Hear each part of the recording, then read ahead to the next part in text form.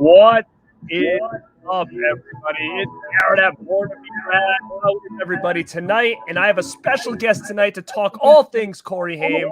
It's Mr. Staunch TV. So if you aren't following him on Instagram or on YouTube, I suggest doing it because he's another fellow Haimster, and we're going to kind of talk some Corey Haim tonight, celebrating his tomorrow's 50th birthday. I think he's 50. And really quick, guys, if you're hearing echoes, we couldn't figure out why. Let us know if you have any tips. But I'm going to give Staunch the floor now and let him just tell you guys about himself, a little bit of his backstory with Corey Haim and why he's a fan. Staunch, what's up, man? Hey, what's up, everybody? Thanks so much for having me on tonight. I've been watching for a while, and I've been wanting to join on something for a while too. So what better time than for the Haimster's birthday? For me, I was born in 1986, so that was like, I guess, right whenever the guys were at their peak. And so growing up with these flicks, to me, Haim and Feldman were the coolest guys to have ever existed when I was young. I would watch their movies and I knew like I wanted to be like these guys when I was older. And for no other reason than they were goofballs. And they know what I mean. And it wasn't until I started questioning more about myself growing up when I was about 11 or 12, and that was at that point when I stumbled across Lucas. That I saw it when I was younger. I remember it being on cable and stuff, but it never clicked for me for whatever reason. And whenever I saw Lucas, well, I was from then on a lifelong diehard Corey Haim fan. That movie it hit like a lot of people. I think it really struck a nerve, and I instantly related to him. I was an awkward little kid. What can I say? And so from then on, man, I absorbed everything Haimster. I always felt like, hey, one day I'll get to meet him. One day I'll get to hang out and tell him how much I appreciate his work. Never happened. I still remember the day I heard in the news that he passed. I still remember it vividly. It was like losing a real friend. So luckily, one thing I did manage out of all the years, I did get an autograph. So that's like the one thing I have from him aside from some movies. So that's basically my Corey Haim story, and that's where I'm at right now. I remain a fan. I'm a big fan of Lucas, my all-time favorite. Definitely top 5 faves, right there, man. So that's my Corey Haim fanatic story for you. That's awesome, man. Yeah, I don't know what's going on with. Hold on, let me check my volume here on my computer and make sure this is not a problem.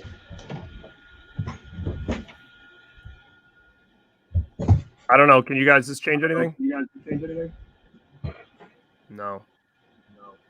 I don't know why. Man, this has never really happened here.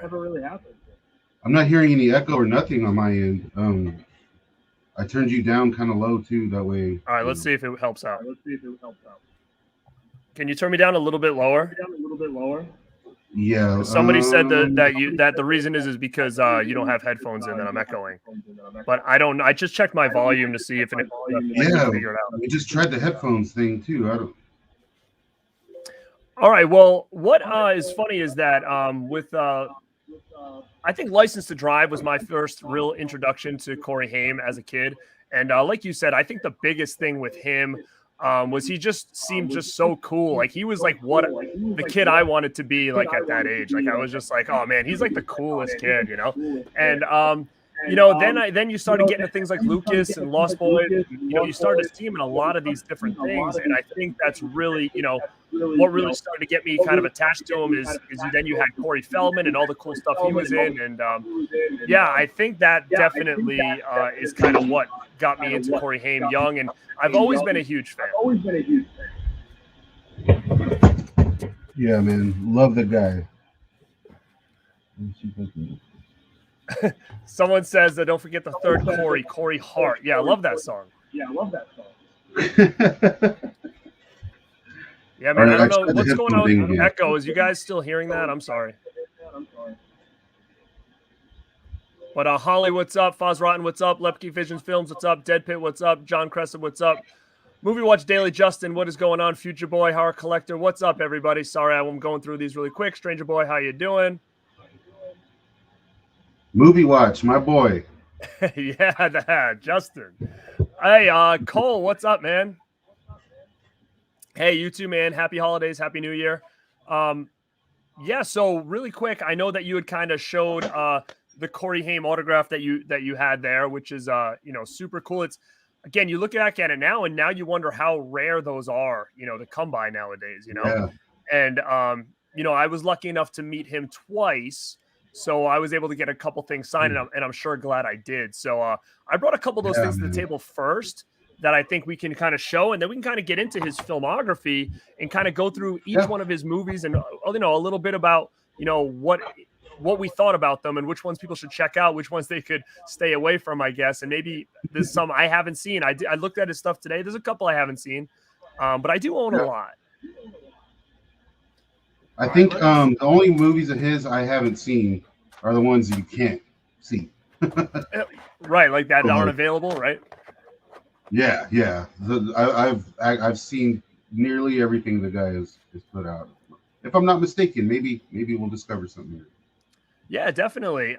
So I think everybody says the audio sounds a little bit better, and so which is cool. All right, so what I have here is a picture. I posted this on Instagram just to promote the show, but this is a picture I cherish. It's when I met Corey Haim in 2000. I'm gonna say it was either 2008 or 2009. They had like a Lost Boys reunion at Monster Mania in New Jersey, and he was one of the main guests. Him and Corey Feldman were both there, and at the time they were like not speaking, so like they were separate the whole convention. They were, Corey Haim was on this side of the building, Feldman was on that side of the building, and when they did like the reunions, like Corey Feldman did one with just Newlander, and Haim did one with the rest of the cast. So I was lucky enough to meet him there, and I ended up getting this cool thing signed by all three there. So you got Feldman, you got Newlander, and Haim.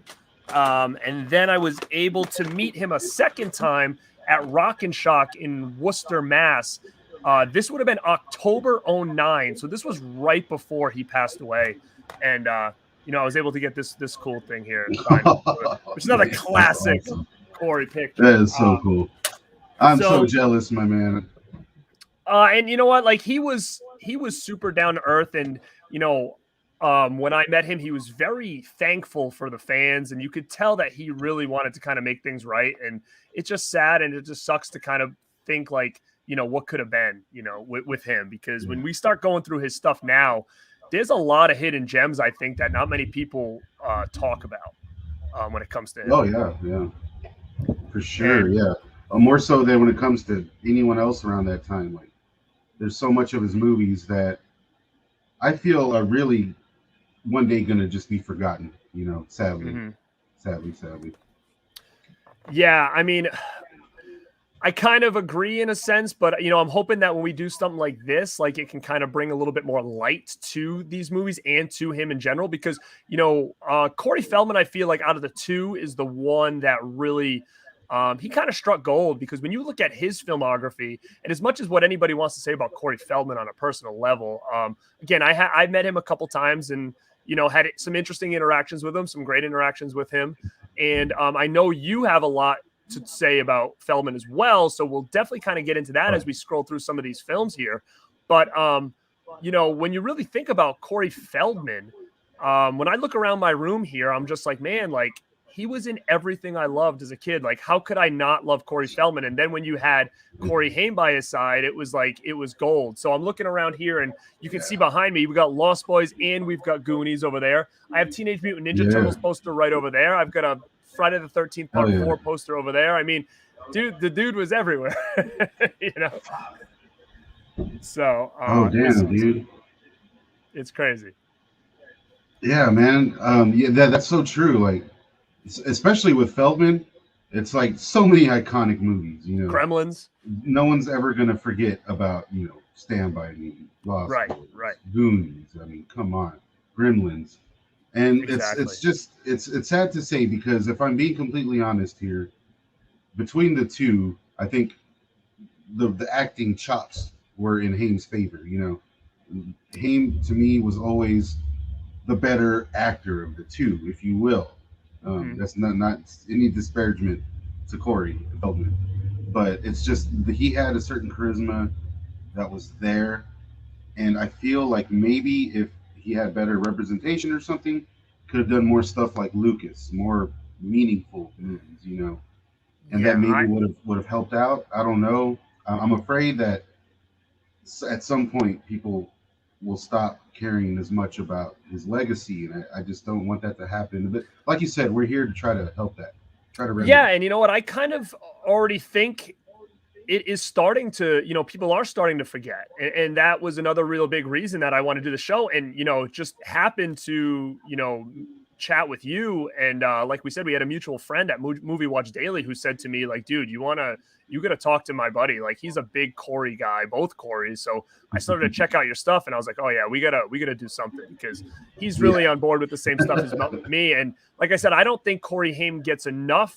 justice than what he deserves when it comes to that, because when we start getting into these things, like you said, when it came to the acting, like he carried most of these movies. And if you look, like, Feldman had some great roles and some great movies, but he wasn't the main focal point really, in a lot of these big movies that he was in. He was a side character and did awesome, and had great stuff, but he wasn't someone that was carrying the movie, which we'll kind of talk about now. So what I want to get into really quick is the first movie that debuted Corey Haim, and that is a movie that I feel is super underrated, and that is this movie Firstborn. So I have championed this movie on my channel forever. So if you guys want to go back, I did a whole I did a whole rad recommendation episode 1 about this movie with a guy that people might know on Instagram called Slasher Disc. He has a pretty big Instagram following, and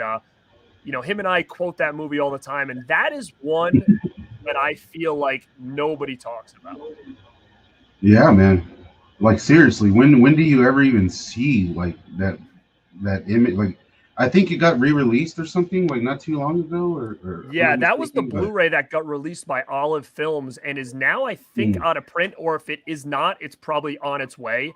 And when we were talking about that movie with Slasher on my channel, and we both were just praising it, telling people they've got to track it down, they won't be disappointed. We said we both said that name of that movie and that poster art did that movie no justice, because I stayed away from that movie for a long time because I thought, like, to me, I didn't know if it was like some kind of like religious movie. Like, I didn't know what it was. And, I just didn't really bother with it. And then finally, when it came out on Blu-ray, I was like, you know what? I'll try it. And man, I absolutely loved it. Yeah, man. Yeah, that was another one that was like, it's a real heavy duty movie, some heavy themes going on, and the cast as well. Like, man, what a cast! That, if I'm not mistaken, that has homeboy that was also in Roller Boys, right? So, good question. I don't know. This has right though. All-star cast. It has Sarah Jessica Parker. Yeah. It has Peter Weller. It has what's his name there? I always get this, the freaking Iron Man. What is his name there? Iron Man. Who plays Iron Man? Oh, Iron Man. Robert Downey Jr. Yeah, Robert Downey was in this. So there was a huge...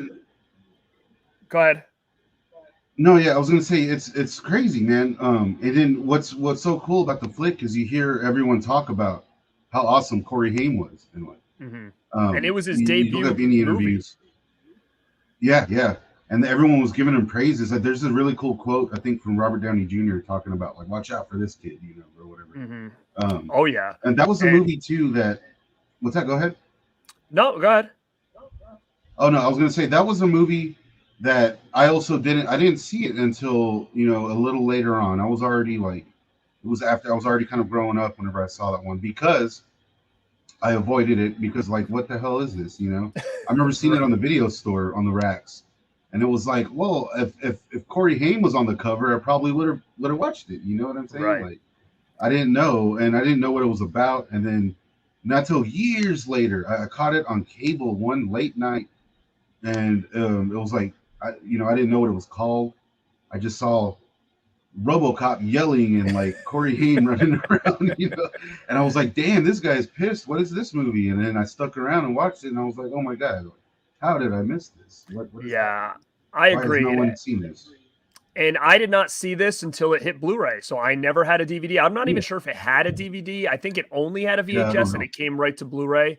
So, I mean, I'm looking at, I probably had seen this within the last 10 years for the first time, and yeah, I was just so blown away. Like, Chris Collette's the main guy. You've got Terry Garr, who's the mother. I mean, again, it's a star-studded cast, and in my opinion, and if anybody has seen this movie, I'm sure they will agree with me, this by far is Peter Weller's best performance in anything I've ever seen him in. He completely like tears this movie up with his character. It is unreal. He's got such good one-liners. He plays like this asshole guy who basically moves into, Corey Haim's mother's house. She's newly divorced, and he's kind of a deadbeat, and things just start hitting the fan. And man, I will go out there and say, find this movie. I don't know if it's on streaming, but watch it ASAP. Yeah, I'm not too sure. It has to be out there. I know I saw it recently. It's out there, man. I highly recommend everyone to. And you're right, man. That this might be Peter Weller's best performance. I really do think so. I really do. And we got a long list to go through, so I could sit here and talk Firstborn all day. But if you want to know more about it, go back and find my video called Rad Recommendation Episode 1, Firstborn. Now, the second movie, which is very funny because I went through his second movie that he was in 1985 called Secret Admirer. Now, I own this movie. I own this movie on Blu-ray from Olive Films, and I don't think I've ever seen it in my life. Like, I don't think I've ever watched it. I was looking through his filmography, and I'm like, Secret Admirer, I think I own that. And then I looked at the back, and it said Corey Haim, and I'm like, I don't recall watching this ever. So if you have anything to say about this, it's definitely it's going on my list over here of things to watch ASAP, because I don't know how I didn't check that out yet. Yeah, I've seen it. It's not a memorable movie. I'll tell you that. It's not anything that I would put, to me, I guess it was like a job that Corey Haim got. You can, he does okay in it. There's nothing really I could say. That movie, man, it was a chore to get through. Was it? Okay. I mean, it has a pretty big cast. Like Holly says down here was Aunt Becky in it. Yeah. Lori Loughlin was in this movie. Yeah. So she was like the main star. It has, oh my God, what's the name? The Hitcher there. C. Thomas Howell, he's the other main star in this. So so I mean, it does have some names in here. So again, I'm gonna check it out because I don't even know what Corey Haim's part is in this movie. I really don't even know what his character is. It says here that he plays Jeff Ryan. I don't know if he's a little brother or what, but he was 1985. He was pretty young. So I think he's someone's little brother, and it's like a small part. It's not anything to write home about. I'm having trouble remembering that one, to be honest. Yeah, I should have rewatched that thing. Okay, someone says it's kind of like Pretty in Pink. Someone says Kelly Preston's in it. So again, all that stuff is kind of making me more enticed to watch it. So I'll definitely check this out ASAP. But again, we have a lot to talk about, so we'll move on to one that I'm sure everybody knows, and that came out in 1985 as well, and it is Silver Bullet. Stephen King, werewolf movie. Corey Haim plays, I guess you could say he's a paraplegic, and it's got another all-star cast in there as well. So if anybody hasn't seen Silver Bullet, I mean, it's killer. The story's great. You've got Gary Busey in there as well. And what do you have to say about this one, bud? Oh, absolutely love it. And when I was a kid, this one was, aside from like License to Drive, you know what I mean? License to Drive was the first time I was like, okay, this is like a Corey's movie, you know what I mean? That's the one I attach myself to, if you will. And then so it was like shortly after that, shortly before that is when I first saw Silver Bullet. And dude, such a classic. Like, I think if it were done a little more whimsical or something, maybe it'd be better remembered. However, it is among the better of Stephen King's adaptations. You know what I mean? Totally. Yes. It rides the line. I have the book right here. If you've ever, I don't know if Oh, you ever read wow. it. All right. No, I don't have the It book, but plays, I've always wanted it. Yeah. yeah, it plays out as like a calendar, so you just read along July and its events, Oh, and wow. That's really awesome. like they changed so much in the movie, and there's so many drastic things that are different, but it does not matter. It's like all they did was add some. They made it more hit, if you will. Right. Like and then also, man, like Corey in this movie, I feel like if you got any other popular actor at the time, any other popular child actor, they just would not have gotten across. Like you really feel bad for. I believe his name is Marty in the movie. You Mhm. really feel for Marty, like you I don't know, like the things between him and his sister, and him having to be like kind of hustled around, and his relationship with Gary Busey. I mean, come on, so fucking Mhm. cool. I'm sorry, I can cuss on here, right? Oh, yeah. Oh, go ahead, man. No, Okay, cool. I do shows with Deadpan, dude. Don't worry about it. Awesome, yeah, yeah, man. So I mean, I just really love the movie and seeing him like this kid who's in a wheelchair and he's in trouble, like a kid in a wheelchair against the werewolf. Where did they come up with this stuff? I love it. I absolutely Yeah. love it. And I can go on and on about this one too. definitely. I Oh mean, man, like we said, if you kind of look, and I'm gonna put Secret Admirer aside because again, I don't recall it. But if you look at these first two yeah, movies with him being so young, he steals the show in both of them. And he's one of those things you can tell yeah, there's something there that, he's got something special between these two movies. And what I always kind of found with Corey Haim was, I was I was a lot more used to like the Lost Boys Corey and, the License to Drive Corey. And when you see him young in yeah, this, he just looks so different. He looks like a normal kid. But then when we'll talk about where he gets kind of into his own, and all of a sudden he's like that cool guy with the bleached hair and all that stuff. Like he kind of goes through a yeah, big yeah, makeover real quick. And before we kind of yeah, move on to the man. next one, I just want to say what's up to Justin Murad. What's up, man? First time coming in the chat. I love it. Welcome. I hope you're a Corey Haim fan. I hope you like what you hear tonight, and I hope you stay and come hang out some more. We got more. This is an interesting one, and I don't know if you know much about it. Haim should have never got snubbed at the Oscars. What happened Yeah, there? Did I miss something? yeah, man. The year he passed, they did Did the they in not say his memoriam. name They or left him something? out. I do Yeah, they remember left him that. out completely. Yep. Yeah, Because there was a Tillman went bunch of on people a they said, and then he wasn't even in there, right? no, yeah, they totally snubbed him, and there's no reason that should have happened, like at all. He should have had his own, his own little segment at the Oscars. And it's like things like that, like you just said, before he came to his own, he was just a young child actor. Mm-hmm. The guy was amazing. He, in my opinion, stayed amazing. But there's no denying that he was playing off of Gary Busey, and he was like, I don't know, 10 or something. Right. And And he until this day, it's like when you think of Gary Busey team up movies, it's like, okay, Point Break, him and Keanu, right. Silver Bullet, him and Corey. Right. I mean, And definitely. he did it flawlessly, better than any other adult actor could have done, in my opinion. Yeah, I mean, you see there's something special there. And the next one we're going to talk about is funny. I actually do not own it, but it's been in my Amazon cart for probably about 10 years. And I never pulled the trigger on it because it just didn't seem like my type of movie. Maybe you can talk me into picking it up because, again, at this point, I might as well just keep complete to the Corey Haim collection because I pretty much have almost all of them here anyways. But it is called Murphy's Romance. Do you know anything about that one? I know it seemed No, like you know what? You go ahead.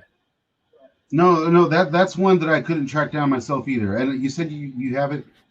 Yeah, it's on DVD. It's been in my Amazon cart sitting there for about 10 years, and it's got a weird cover. It's like a woman in cowboy boots, and like it just seems like a Lifetime. No, it doesn't. It seems like, I don't know. I feel like it would be something like my wife would like. I don't know. It just doesn't seem like something I would enjoy. But hey, if anybody says out there, hey, it's a good movie, I'm really down to check it out. So if anybody out there knows anything about that, let me know, and we can just kind of move on. That was Murphy's Romance. I don't know much about it. He was young. He was 1985 again. That's another 85 movie.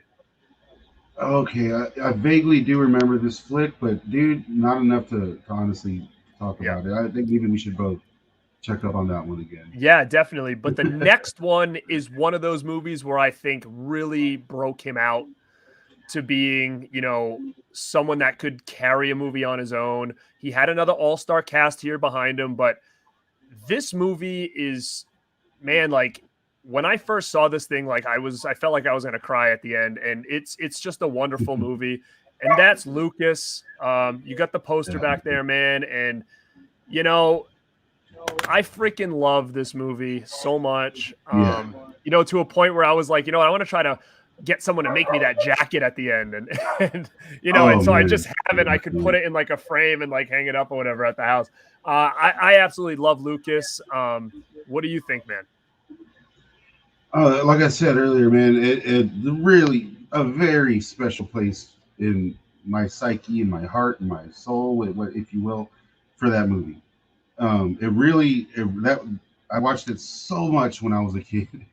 I still have the copy of it, my very first copy, and it was like something. It was the first time being a kid watching a drama, that was made for me, made for a younger audience that I really took to, and it's everything about it. You mentioned that it almost makes you want to cry every time I watch that movie. It makes me cry. Everything about it's such a somber, honest movie, and they're just till even now they don't make movies like that anymore. No, There's I mean no this one really doing pulled on your heartstrings a lot, and Yeah, just kind of watching what happens with him in the movie, and then at the end how everything kind of like turns around. I mean, it was just like you just felt so good for him. And if anybody has not seen Lucas, I mean, it says right here, Roger Ebert gave the thing 4 stars. All-star cast, you got Corey Haim, Charlie Sheen, Kerry Green, Winona Ryder. You might know more than this, but I think this might have been where some weird shit happened behind the scenes here during this movie. I know about stuff, but I try my best to like not really like look into it too much because I'd rather like not know kind of thing. But if you have anything that you can say that about this, I mean, I'm curious on exactly what went down and all this stuff here. But man, what a movie this is, and I hope it doesn't get soured due to some allegations and stuff like that, because it's one that I feel that to me this could have won an award. He could have won an award for this. Should have, yeah. No, man, this movie will never be soured for me. Mainly, well, I mean, I found it so long before the stories came out. So, like I said, it is what it is, and performance-wise, and as a film, like it is flawless in my opinion. Before I get into it, one more thing we have to touch on. Lucas is the score is amazing. Like I can listen to the score on its own and get teary-eyed. Yeah, it's just it's one of my favorite pieces of music in general. And another thing here, like Feldman did his truth documentary where he revealed that Charlie Sheen was up to no good on set. And that he took advantage of Mr. Haim, to say the least. Well, okay. Also, Corey's sister was in the movie. She had a small part. She's like it shows her in the choir scene when they're looking at each other. It pans across her face real quick. So she's in the movie. Years ago, she did an interview talking about how Charlie Sheen was like, trying to hug everyone, and he was up on Kerry Green and that he would kiss her and and that she would just kind of go along with it, and it was like a big whatever fun and fancy freak thing. So after the Feldman documentary came out,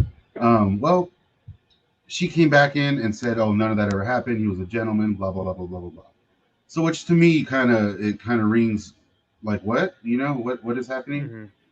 But like you said, man, you try to not know, you don't want to know these things. Right. I certainly did. But I listened up and I looked into it, and just knowing some people who knew Corey and were there through the years, and being out in that world and that environment and getting a firsthand look at a lot of things, I can say for sure on my end that Charlie Sheen should be in a prison cell and he should never be let out. That's what I'll say there. That guy,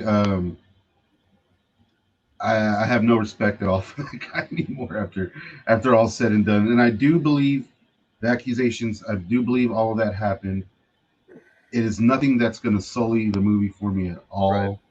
In fact, a bit later, I think I want to talk about something that I think is more damaging than a lot of that kind of stuff. But it's so it doesn't affect the movie at all for me personally. Like it really doesn't. To me, it is a flawless work of art, and I got to admit, it's even one of my favorite Charlie Sheen movies in general. Agree.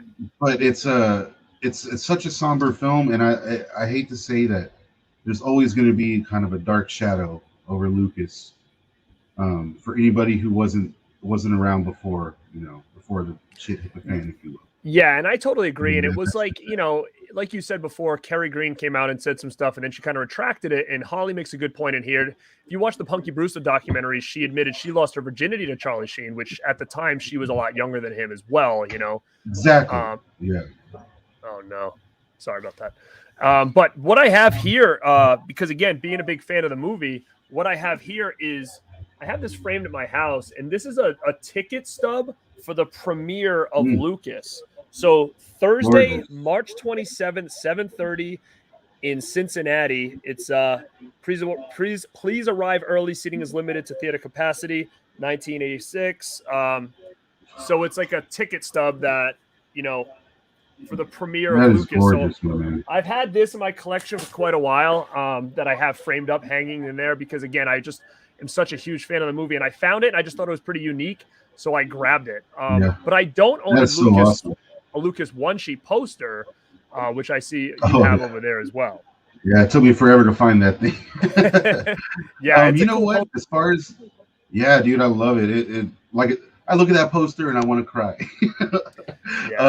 But one thing, I know we're both mutual friends with Mr. Jake Perry, correct? Yes. So Jake is somebody I definitely want to get in here on here, and if you guys want to do like a little if you want to come on with him at that when I get him on here, great. Let's do something. That'd be great, man. Yeah, Jake, one hell of a dude. He knew both of them personally and whatnot. I'll let him tell the story when he gets on. But that dude has a screen worn, the red shorts and the shirt at the beginning of Lucas. When he's like running around, he has a screen-worn outfit from that movie, and he showed it to me, and I wanted to strangle it.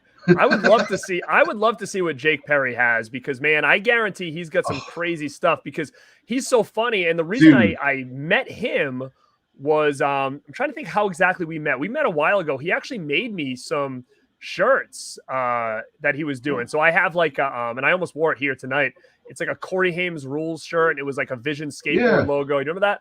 So he sent me one of those one time. Yeah. He sent me a Corey Feldman shirt that was resembling the Michael Jackson Bad album.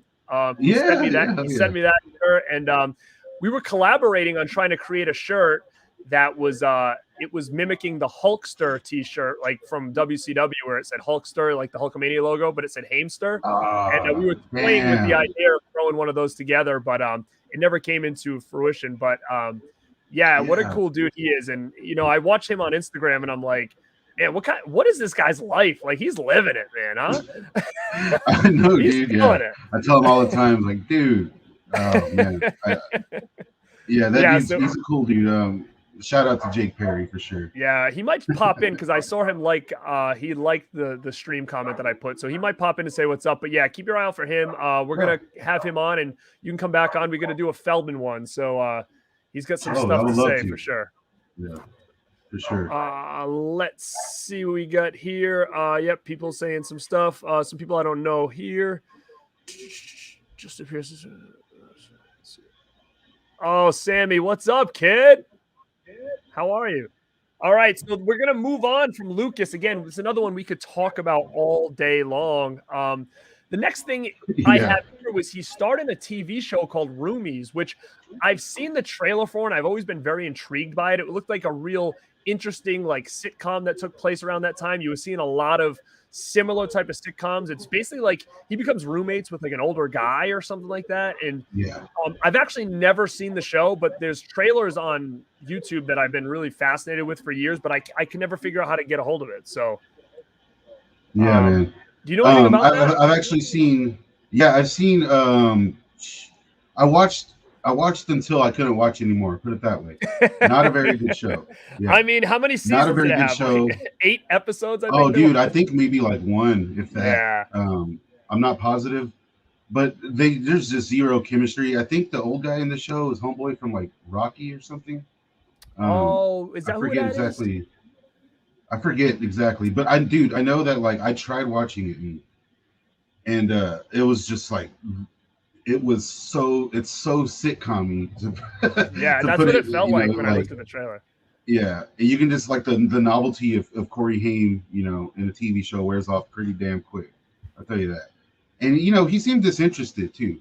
It seemed like he got paid a lot and was like, okay, well, Right. you know, it. In my opinion, I thought it was kind of strange for an actor to take on a TV series, especially back then when it was kind of like you don't do that, you know. But Yeah, you and know, I think this he really had was already another one. done, yeah, he had already done the Edison twins by this point, and so you know he was familiar with TV. Maybe it was probably shot in Canada or something. I don't know. Mm-hmm. But dude, I would say try watching it if you're a fan. I think there's some on YouTube. There's a few I'll episodes try on to check YouTube, it I think. out for Yeah, sure. And that but was overall, 1987. So this is kind of when yeah. he was like Lucas came and then he did this show. And I think this is where real people really started to see him. And you know, someone asked in the chat earlier, is it true that he tried out for Goonies and didn't get in? I think that is true, isn't it? I That think he so. Yeah. He tried out for Goonies, didn't get that one, and Feldman tried out for Lucas, didn't get that.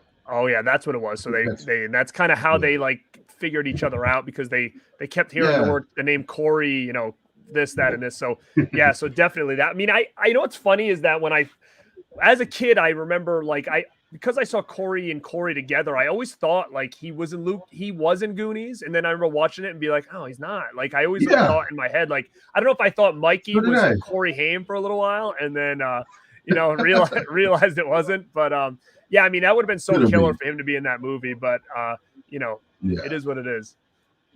for But sure. the next one that we're going to talk about is a 1987, and it is probably my all-time favorite movie. And that's a big thing to say. I mean, you know, I love Karate Kid and Back to the Future. I mean, those to me are masterpieces. But this one, since the first time I saw it, I was completely hooked with it, and that is The Lost Boys. Oh You yeah, see, I got a poster right with. How do I point over there? Right here, and yeah. that is signed by pretty much the whole cast except Oh, for who am I missing on that? I am missing Jamie Gertz and I am missing oh, the mother because at the time the oh, grandfather was really? dead by the time I had this. But other than those two, I have everybody on that thing. Did you get Edward Herman? Oh yeah, he's on there. Damn, that is So sweet, dude. I was lucky to Yeah, get there's still Edward, time. Haim, Diane and Weiss Brooke. kind of. What? Damn, you still have time, man. Diane Weiss still out there. Jamie Getz, pretty sure she's like a phone call away, right? Well, what's funny is I don't know how much Diane Weiss does at this point. I would love to figure out like the thing is she needs to come to some kind of convention I can get to because I just don't feel No. comfortable like shipping that anywhere at this point. Oh man, yeah, Just because there is like 3 people on there that have passed away. But yeah. I've had this talk with multiple people. I had Sean Clark on here a couple of weeks ago, and we talked about Jamie Gertz, and he's like, man, you know, her husband owns like the New Jersey Nets. Like to get her to do like a So, convention or something now is very slim, but he says, you know, never say never. It's somebody that he's definitely eyeing to hopefully someday, even if it's just for like charity or something, to like come do a signing somewhere in the Northeast. But man, I would do anything to get some Jamie Gertz on that poster. that would be so cool, man. That's one hell of a piece right there. Damn. Now, what about your relationship with Lost Boys? What are you thinking on that? What's your Well, the strange thing with love Lost there? Boys is like, that was another movie I always knew existed. Of course, I was, I think about 11, 12 when I first saw that flick. Um, and it was one of those movies. Yeah, like I said, I knew it existed, knew it had the Coreys in it. I knew Kiefer Sutherland by that point. By that point, I was a huge Stand By Me fan already. So I was like, Mm-hmm. maybe I should check this movie out. You know what I mean? And I remember when I finally did, it became like my all time favorite movie. I recorded it on a tape. I showed all my cousins, anyone I can get a hold of. And ironically, back then I would like learn everything I could about anything film wise. And so when I saw Joel Schumacher, I was like, oh, well, I know Joel Schumacher. You know what I mean? Like, Yeah. how did I not know that he did this flick? Because in my head, he was, I guess, like the Batman guy. You know what I mean? Or, I think The Client had just came out around the time that I saw Lost Boys for the first time. And so to me, I was thinking it was going to be kind of a strange film, because with that guy, you never can tell. You know, Mr. Schumacher, R.I.P. Right. So like the thing with Lost Boys is when I first saw it, damn, it's like again, it's like the movie was made for me. You know what I mean? You had rock music, vampires. It was gory. It was scary. It was funny, and it just gets better with age. I watched it a few weeks ago, and I was not bored. You know what I mean? There's so much going on.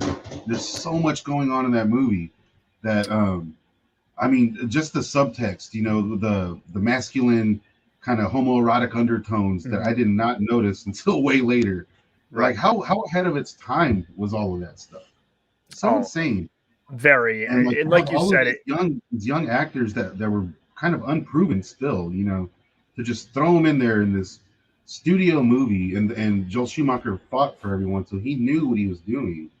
It was just such a rare time in genre film, you know, something that just never really was replicated again.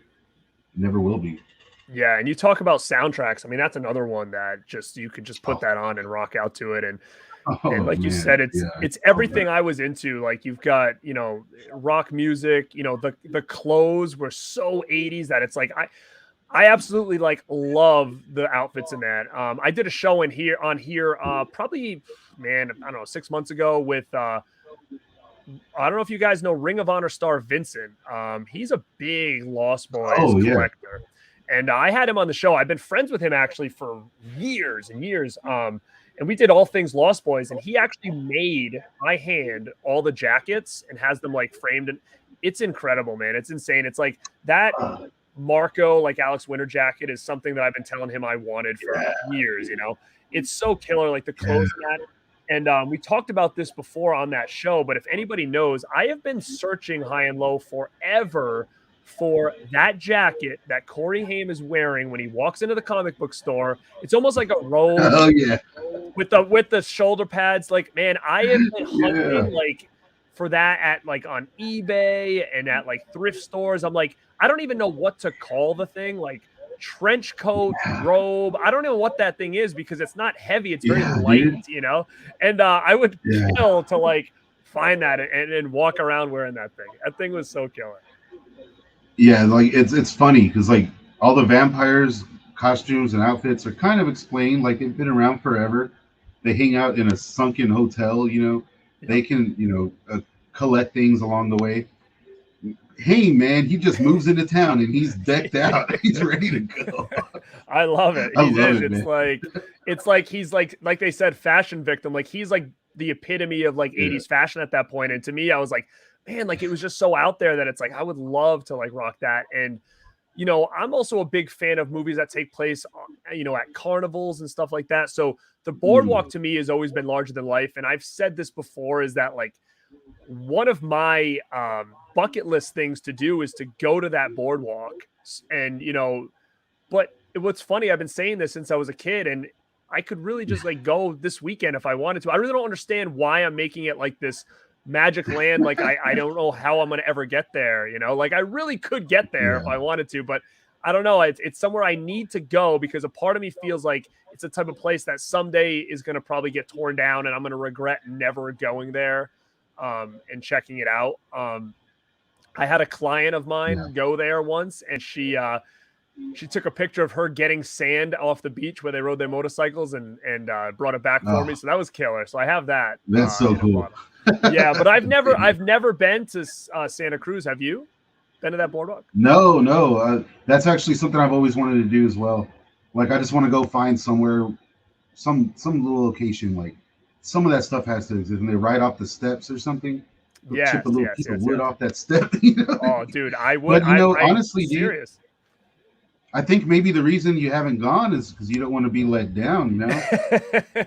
You know, it could be, but again, we were talking about this with Sean Clark, and he said, because he does all those shows where he goes to like filming locations and stuff like that and films it. And he's got a Lost Boys one coming out. And he said, I've been to that boardwalk a bunch of times, and that's the only place that his girlfriend says, I will.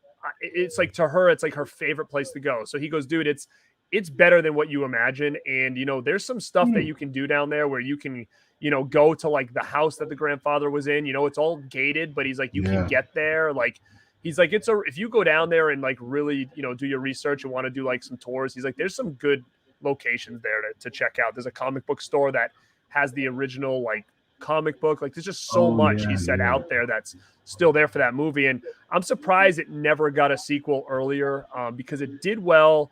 And I agree with somebody on here about they wish Corey Haim had more in the sequels and stuff. We know the story behind that, but in my opinion, this has always been a Corey Haim movie before it was a Corey Feldman movie, in my opinion, just as far as, the roles that they had in the movie. And it just sucks that he never got to reprise that role and, never made it happen. Yeah, man. And, I got to say, I'm a fan of the sequels.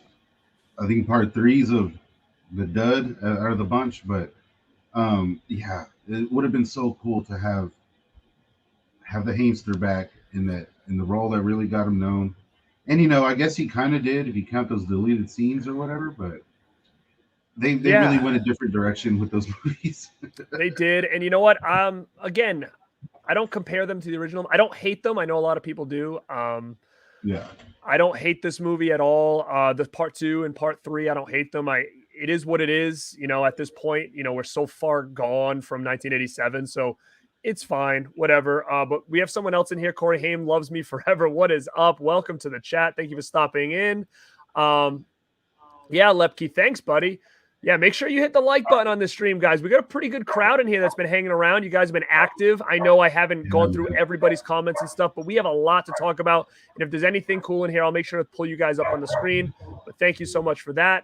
One more thing I want to talk about with Lost Boys is that when it comes to Corey Haim, like, he never gets merch, really. Like, I found this shirt a long time ago, Death by Stereo. I had some shirts, like I said, from Jake and stuff like that. But I was so excited when this thing came out that I bought I bought 3 of them. Like, I bought 3 of these things because I was like, dude, like, when do you ever get like a Corey Haim anything, right? So that is definitely something that I was excited about, and it had to do with Lost Boys. So that was the way we kind of got that. That is awesome, man. I've been trying to find one of those. Oh, really? I may have an extra, so let me know if you're having an issue finding it. I think I have 3. So yeah. All right, so we're going to move on from Lost Boys. Again, we could talk about this thing all night long, but we have a lot more to get through. And the next one is another one, like I said, is my first introduction to Corey Haim when I was a kid. And that was another one where, you could tell his performance in Lost Boys really got him to kind of take this role on as like the lead. And it is License to Drive, which, man, is another one that is so good. And I feel like it's a little underrated, I feel like, in my opinion. I mean, all the people that love it, but you don't get it, it doesn't really get in the mix a lot. So yeah, for sure. That's another one too. Like, to me, that was like, I get that it's a 2 Corey's film or whatever, but damn, that is a Corey Haim movie, Oh yeah. Like, he has these movies where it's like, okay, it's him and his family. You know what I mean? Like Lost Boys had a similar situation. Yep. And this one, dude, man, it's like I almost want to see a whole movie with just the family, like just them in the house. It's such a cool cast. It is. Like, the family's great. The dad's great. Yeah, dude. And like, even Feldman, I love how he's the goofy sidekick in this. He's like, he's full on that guy. And it's like, I think even if he tried, to take over or try to steal a scene, it just wasn't going to happen. Not with Corey Haim there, And I almost feel like Feldman was like, well, I'm not going to be like second string to this guy. We need another guy in the back seat. I think it's true too. I think that this was the one where they both kind of were going after the main role, but don't worry, Feldman gets his comeback soon. So when it comes to taking the main role and Corey Haim getting into the goofy sidekick character, he gets him back in I think, you know, in a year. So we'll talk about that one for sure. But and like I feel like this movie was right before like Corey Haim still had some innocence. He still had the little boy like vibes. You know what I mean? He still had that sweetness where he didn't even need to try. All he had to do was put the guy on film, and he was like instantly watchable. And in this movie, he went full on. I know Corey Haim is a big John Ritter fan, Jack Tripper fan in general, and I love to see how Corey talked about how he took so much from Jack Tripper for this character, and sign me up, man. I love it. Yeah, I'm totally a big big Three's Company guy too. Such a good like 80s like teen comedy movie. I have these two things from the movie. I have a one sheet poster which I posted on Instagram today. So if you're not following me, it's Born to Be Rad on Instagram. I posted some of the one sheets I have for Corey Haim movies to promote this, and I do have the driver's license, and I've got the student bus pass there. So I do have my Les Anderson. So cool, man. Licenses I need to here. give me one of those. Yeah, man, you can find these online. I think. To talk to one more time to mention our good friend Jake.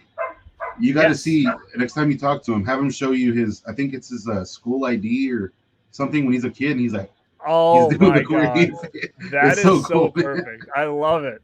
Yeah, I'm gonna ask him to show me that. That's so cool. License to Drive, I think, is the one movie of his that, like you said, it's underappreciated for whatever reasons. I think that one will stand the test of time. Like, it got a pretty cool DVD release from what I remember. They need to up the ante, man. They need to get back. And I especially really love Corey's idea for the sequel, The License to Fly. Yep. I would have loved to have seen that. Yeah, they just had to make sure they did it in like a timely manner, because I feel like when they decide to make these sequels, it's way too far gone, and you know they don't even look like the same characters anymore.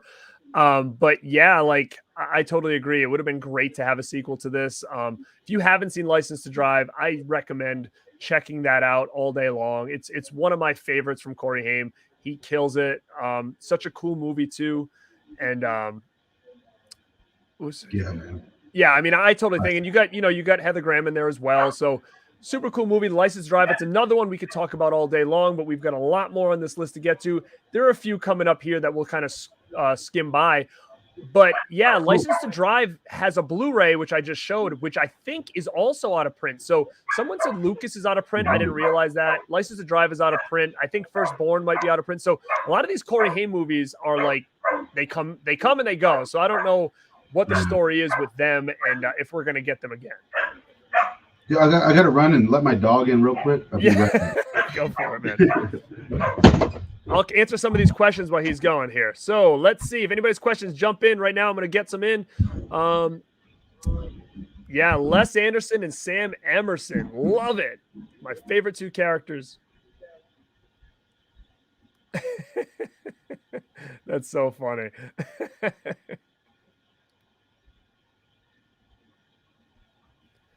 Uh-oh. Is this real, Ken? Because that's probably why we might not get it. If they're both under Disney's banner now, that means we might not get another one of these. So they're saying, Ken Carlson said Lucas and License to Drive are both owned by Disney now, which Disney is kind of, as far as I know, they're scrapping physical media. So, you know, thank you so much, Justin. Make sure you hit subscribe on here. If you're not a channel member here, hit subscribe. I do these kind of things all the time. And also hit subscribe to Staunch TV as well. I have him tagged in the description box. He does a lot of Corey Haim stuff, Corey Feldman stuff. You go back on his videos, he's got a lot of stuff in there about that. So definitely, and thank you as well. Same thing for you, Corey Haim's Loves Forever. I haven't seen you in my chats before, so definitely go hit subscribe for sure. And the next one I want to talk about is one that I like. We don't hear about it a lot. It is something I think needs an upgrade, and that is The Watchers. Yeah. Which is another movie. It's kind of a horror movie here, and it's kind of Corey Haim's the lead. So he's started to do all his stuff on his own now. So he had a little lead in that, and you know, it's kind of one of those movies that I don't know if it's ever going to get a release again. It seems like something that, you know, maybe a Scream Factory or something would put out just because it's known, but it's, you know, it doesn't really get a lot of love. So yeah, man, it's like another really underappreciated flick. Like you think with him having Lost Boys under his belt as like a teen horror flick, this one maybe we should have done better or something. I don't Yeah, know. I agree. Because it's not a bad movie. I don't know why it doesn't get as much love as it should. Like, it's so cool. You have, instead of the two Coreys, now you have Corey Haim and this badass dog. And so it's almost like it's a buddy movie. It's like you get Corey and this dog and the dog like almost outacts him a few times, you know. And then of course, is it Michael Ironside? Right, he's the bad guy. I think it's so cool. I think that is Michael Ironside. I think so. I believe so. From what I remember, he's very menacing in that movie. He's scary in that movie. He's scarier than the actual monster, from what I remember. Yeah, it's definitely one I think people need to check out because I think it's kind of fallen off the radar when it comes to Corey Haim movies. And again, it's another one that he was the lead. So it's definitely, I think, one to check out. If you can find it, I don't think that's easy to find nowadays. So it might be like streaming or something like that. Tubi or something. Is it? Yeah, Tubi's my go-to. I think so. Well. I saw it on Halloween. I think it was on Tubi. And I'll say that I think this movie is the point when we started to see Corey Haim grow up a little more. He was no longer like he still had the innocent kind of look, but you can also tell there was some things happening with the kid. And you watch interviews and whatnot, and seems to be the first time that he was difficult on set, that he was disappearing or showing up late or what have you, and stories of the drugs and stuff first kind of started to pop up. If I'm not mistaken. Yeah, I mean, I was actually going to say the same thing and kind of piggybacking what you said. So Holly Go Friendly says, actually, you can watch The Watchers on YouTube. So if anybody wants to check it out that's never seen it, I guess it's on YouTube now. So this is where I kind of think that things start to turn a little bit for him. The next one we're going to talk about is, in my opinion, is a good one, but he kind of plays, second fiddle a little bit here. But then you start to see, as we start to get through some of these other ones, it's very different now than I think it was in these first couple that we've talked about. Things start changing for him. He's not getting as big of he's getting good roles, but the movies aren't, as big of movies. And I don't know if it has to do with kind of what you said, like maybe the drugs started kind of appearing a little bit more now. So people weren't really bringing him on to these mainstream movies anymore, which is sad. So we're now heading into 1989 with another one that I love, and that's Dream a Little Dream. And like we talked about earlier, is that Feldman was the second fiddle to Haim in License to Drive, and they kind of reversed their roles here in this one. So Feldman got his second chance here. Yeah, man. And I will say right off the bat, not a big fan of this movie. Really? I prefer the sequel. Do you really? But yeah, only dude, like Dream a Little Dream. It's cool or whatever. It's that movie. You know what I mean? How many times was that movie made? Like in the 80s, with the like father like son situation, the vice versa. I was just say vice versa. Yeah. Yeah. I mean, you're right. No, go ahead. No, I was going to say you're absolutely right. It was something that we've kind of seen before, so it wasn't anything new. What I think about this that really got me was, I liked the characters, the music I liked, that scene at the beginning where they're moosing their hair and ripping their jeans. Like, to me, that's just like, oh man, like that was me. Like, I just relate to it so much. I mean, I think that's me now, to be honest with you. If I have to go out somewhere, I think that's me now. But I just absolutely love that scene. And, I thought Meredith Salinger was good in it, which is going to kind of be some Robards. Yeah. So what I did a couple times, and you'll see, I'll throw them up here when we get to the movies, but if I meet somebody that did a movie with Corey Haim or something like that, what I'll usually do is I'll find a picture with Corey Haim in it, and I'll get them to sign it. So this is signed by Meredith Salinger here. No Feldman. I should get Feldman on this, but Haim, when I met her, he was already passed away, but I got Meredith Salinger to sign this. I actually had someone get that for me. They had it signed for me when they met Meredith Salinger. So, definitely pretty cool to have that. as well in the collection. But I thought Dream a Little Dream was fine. I was always, I don't know why it's not on Blu-ray or anything like that, but yeah, the movie definitely should be bigger. Like, I don't think it's like a bad movie or nothing. It's just something about it never really grasped me, like my attention. And I'm thinking it's the so many old people maybe, or like the could be the whole overall feel of the movie. Like seeing Corey Feldman really tone it down like that. It was like you kind of rely on pure acting chops at that point. And again, man, I love Feldman to death. He's done some really good acting roles. I just don't think this was one of them. I think maybe he was a bit too eager, if you will. I don't know exactly what it is.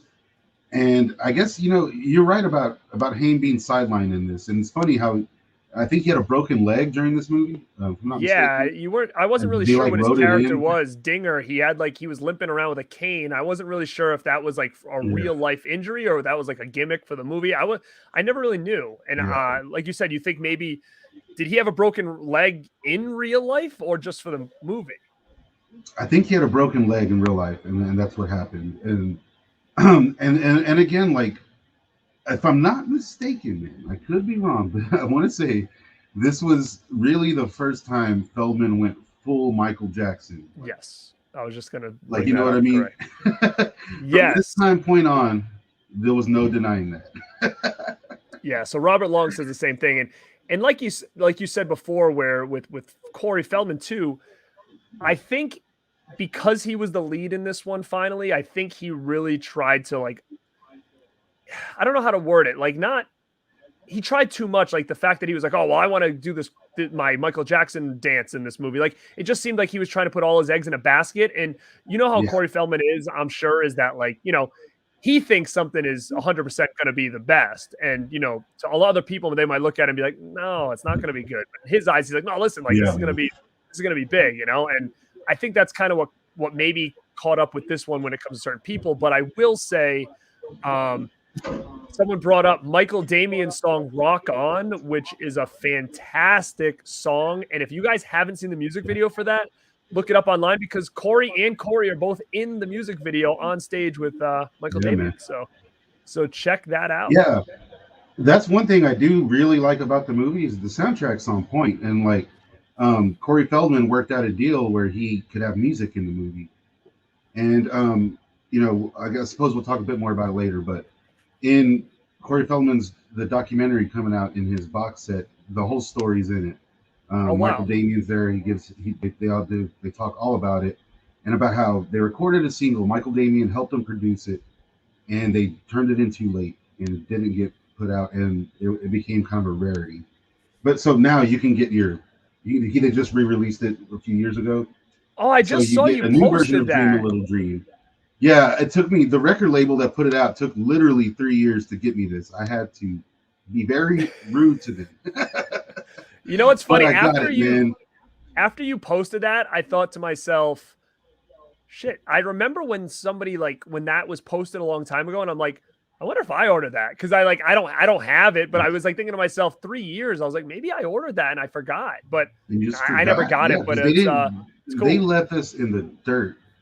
Justin Movie Watch knows what I'm talking about. I don't think they ever sent him his. He got blocked. Like, really? They were ruthless, man.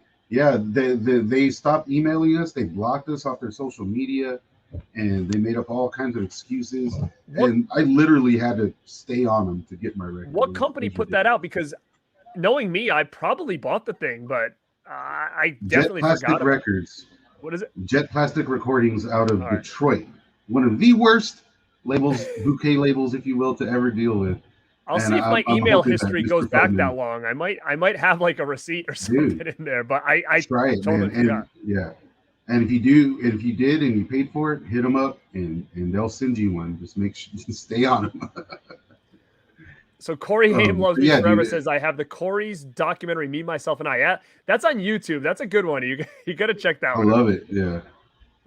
It's in that one where he talks about Jack Tripper. Yeah. Yeah, there you go. Movie Watch Daily knows what I'm talking about. They blocked me too, but luckily I had their email already, and I was all up in that. Wow, that's crazy. Um, Yeah. so yeah, that was Dream a Little Dream. I recommend checking it out. The next one we're going to talk about is I don't know what to say about it. I love it. I can see people not liking it. You could tell this is we're entering the 90s now. Yeah. Corey Haim still as cool as ever, just his look. And Oh hell yeah. we've got Prayer of the Roller Boys here, which is a Yes. movie that I feel like is hard to track down. This to me looks like something Vinegar Syndrome would probably throw out there someday. So Vinegar Syndrome, if Oh anybody man, knows anybody from there, let's get a nice edition 4K Prayer of the Roller Boys with Haim and Patricia Arquette.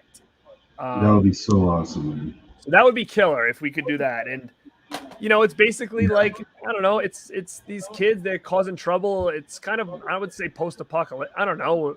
It's just it's For odd, but sure. they're on rollerblades. So Yeah, I'd say like Roller Boys and Class of '99 would be like the perfect double feature. oh Like for yeah, anyone definitely. who hasn't seen these type of movies. In my opinion, though, dude, this is one of my favorite Corey Haim movies. Um, he is really bringing it, and like you can, it's like they're trying to make him like an action star, you know. And the Haimster is in full effect, doing all of his own skating. From what I remember, he did like a Yep. lot of stunts.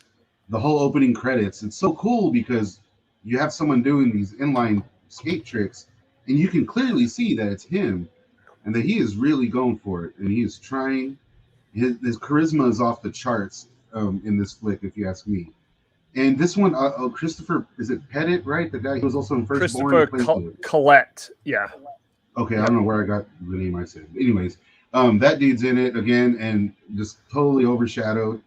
Um, Arquette is like, I remember this might have been the first time I saw her in anything.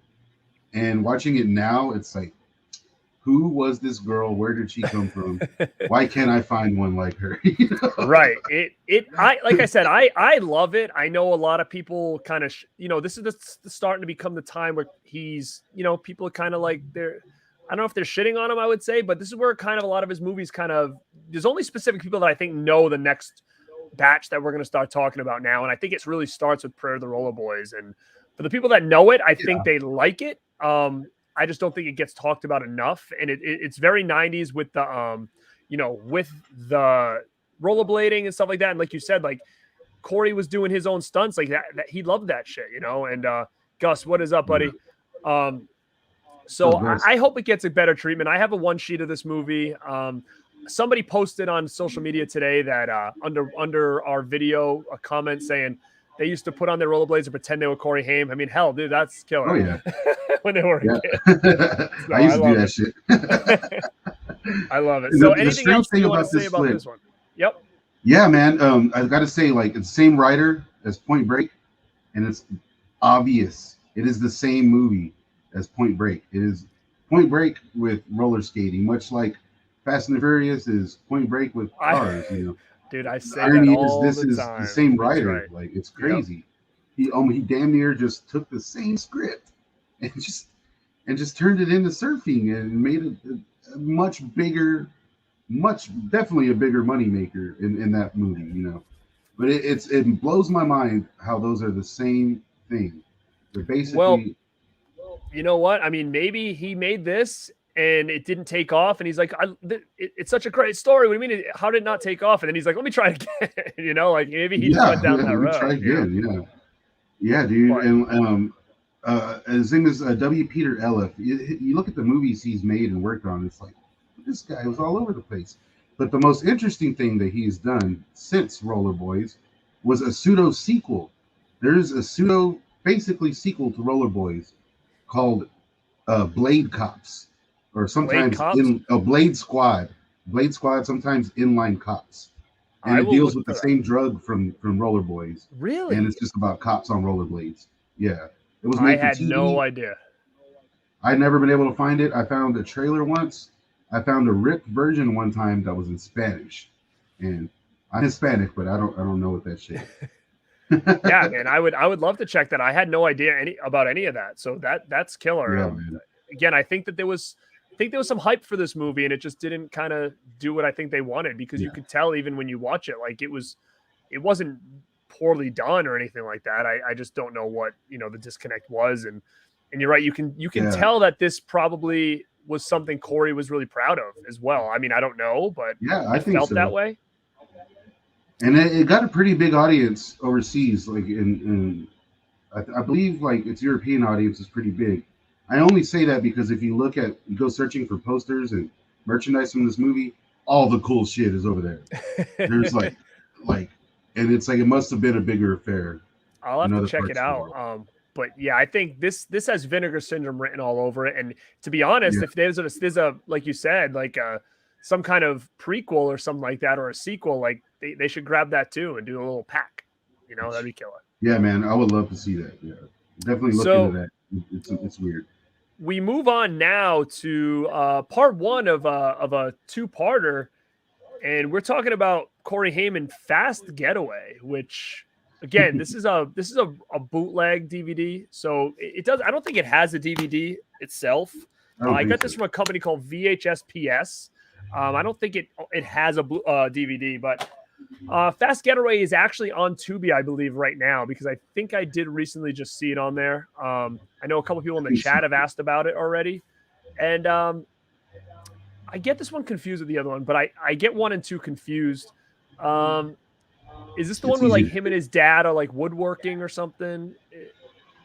Yeah, I think that's part 1. If I'm not mistaken.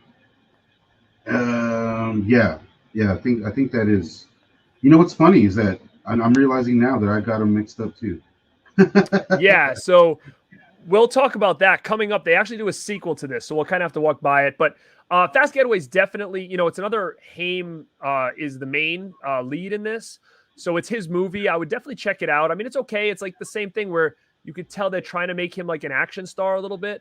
So this is kind of falling in that same vein as what we talked about before. And the next one I want to talk about, trailers too. It is. You can check that out on YouTube, and Holly also said the movie's on YouTube as well. So all these movies that we're talking about that are on YouTube, if you haven't seen, you could have a full marathon tomorrow for Corey's birthday, for sure. Yeah, man. But the next one I actually really like a lot, and that is The Dream Machine, which again I also got from that company VHSPS. I don't know if they're still putting these out or not, but I think this only had a VHS. But I mean, man, some of these companies could really do like a Corey Haim box set with a lot of these things that never saw the light of day when it came to, DVD or anything like that. But I love Dream Machine. It was basically like, it's about a car, and, he gets this car, and basically then he can get this hot girl and stuff like that. And he's the lead once again. And it's definitely like cool Corey here. Here's where you get real cool Corey. And I would definitely check that one out. Do you have anything that you want to say about that? Yeah, Dream Machine. That's a fun flick, man. I always thought it was kind of weird, because at the same time, I want to say a year after, Feldman did a movie similar to this called Round Trip to Heaven with him and Zach Galifianakis, and where it's like, it's a different setup, of course, but they get a car, something's in the trunk or whatever, and wackiness ensues, if you will. So I thought that was kind of strange that they would go that route. And another thing is his co-star in this, Evan Richards. He's been in a lot of stuff. The dude was in Society. He was in the Bill and Ted TV show, and also, of course, Rock and Roll High School Forever, probably my all-time favorite movie. And in that movie, everyone was comparing him to Corey Haim. Everyone was like, "Who the fuck is this fake Corey Haim?" Because he had the red hair, and he's opposite Corey Feldman the whole time. So I thought it was really cool that they put these two guys together in this movie. And I'm actually friends with Evan. We chat online and whatnot over emails. Wait, he told me whenever I talk about that. I feel like I heard you. Talk. I think it was you. I think you talked about something once where you said there was almost like a fake Corey Haim in the movie. Was that? Did you do the show about that? Yeah. In my documentary, Forever, the untold story of Rock and Roll High School Forever. Yeah, you guys got to check that one out. He did a real good job with that. That's where I remember you saying that. Yes. Yeah. So in that movie, the director herself was like, everyone kept saying that I got a fake Corey Haim. And I was like, no, his hair's just red. What the hell? Right. And yes, dude. So like that whole aspect of it, of them being together in this movie, I just love it. And Evan told me like, yeah, Corey was going through the things that Corey went through. It's no secret. You know what I'm saying? Mm-hmm. But that he was a pro on this movie. That he was there. He was on time. Knew his lines, and there was no onset issues as far as that goes. Which to me, like when you think about that and about where things eventually went and how we talked about before this, how you can kind of see that seeping in, like damn, it's so disheartening to know that he was trying that hard. He was really going for it. And then before this, Fast Getaway was supposed to be a big theatrical thing, and it got shit out on VHS. Yep. Like that must have been just gut wrenching for the guy, for to be a star, if you will, and then to have these straight to video forgotten movies that I'm sure he thought were going to be much bigger. You know what I mean? Yeah. And at some point, I think maybe he realized these are not going to be that much bigger than. And I think that we're right there when this is happening with this flick. Yeah, and you still like when we talked earlier about when we wanted him in Lost Boys 2, and when you watch the two Coreys, they kind of say that he was just in a real bad place and forgot his lines and couldn't really, and he was like mumbling and stumbling all over the place. But at the same time, like you said, like when it came to Feldman and Corey going on their own kind of separate ways and doing their own little like films, trying to make them a thing. And, I don't know how much drugs and stuff were at that time was going on with both of them. I can remember being a kid. It might have been around when The Burbs came out. I can remember my mom saying to me, that guy you like, Corey Feldman? Well, he just got arrested, so it was around like that time where he had to go to rehab. And I don't know, I don't know how much was going on with Haim when it came to all that stuff too. But you can kind of tell, like, regardless, he really put his heart into any role that he had and did okay, and I feel like sometimes with Feldman, there was a lot of movies that, he did on his own that you're kind of like, I don't know if he was just not the same Feldman as he was back in the day, or he was just kind of coasting, and because maybe he didn't like being in these like little budget movies after coming from Goonies and Gremlins and all this other stuff. But like, there's that movie Hooking Up and all these other ones that like Feldman did that you kind of feel like he wasn't really giving it any, like a lot, and I don't know. It's tough to Sadly, say.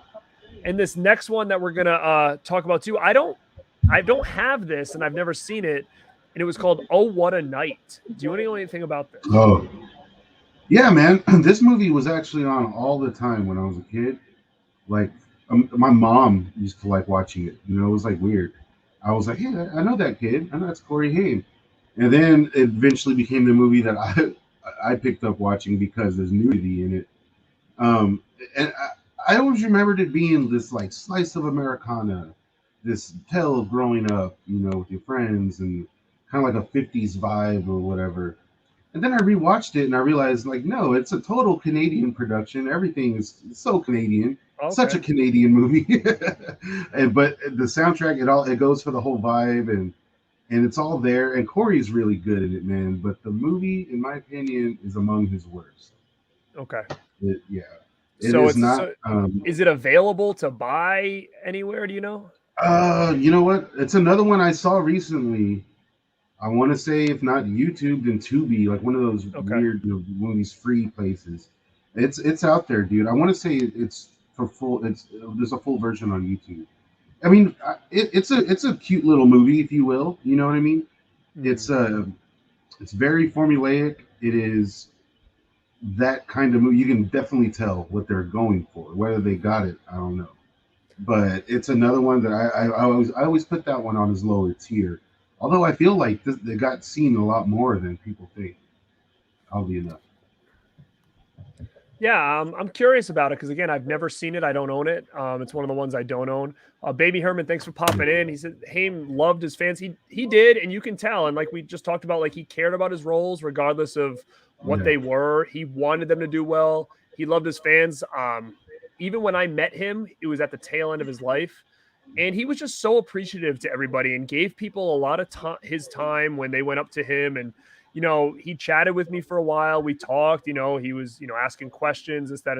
So, and then I saw him again a second time, and then we were leaving the convention, and he was outside, like smoking a cigarette on the steps, and was like, hey, come over here, and like just chatted, like, he was just, you could tell he wanted to make things right, and he wanted to get a second chance, and it's just kind of sad that it happened the way it did, and you never know what could have happened with him from the beginning if those kind of things didn't kind of get in his way, Yeah, man. I always say he should have been Brad Pitt's character in Once Upon a Time in Hollywood. That would have been the shit. Dude, imagine, like, seriously. Oh, imagine that. How fucking cool would that have been? And you see, like, those I don't know if you saw the Punky Brewster documentary at all. Did you see that? Yeah.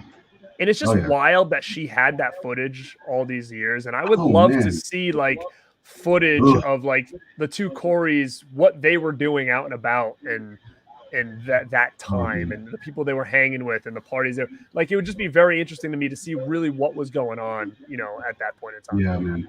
I'll speak on it really quickly because obviously, I know Jake Perry, and we recently worked together to make a documentary for Corey Feldman's box set that's coming out, all about his music career. Now, I can say that because Corey himself has said that on his streams. I got to tell you, man, the coolest part of working on that documentary was the raw, unseen footage of the two Coreys hanging out, just doing their thing. There's a lot of that there that's not been never seen, really. Yes, Kid in a Candy Store, dude. I love it so much. I wish I could show you.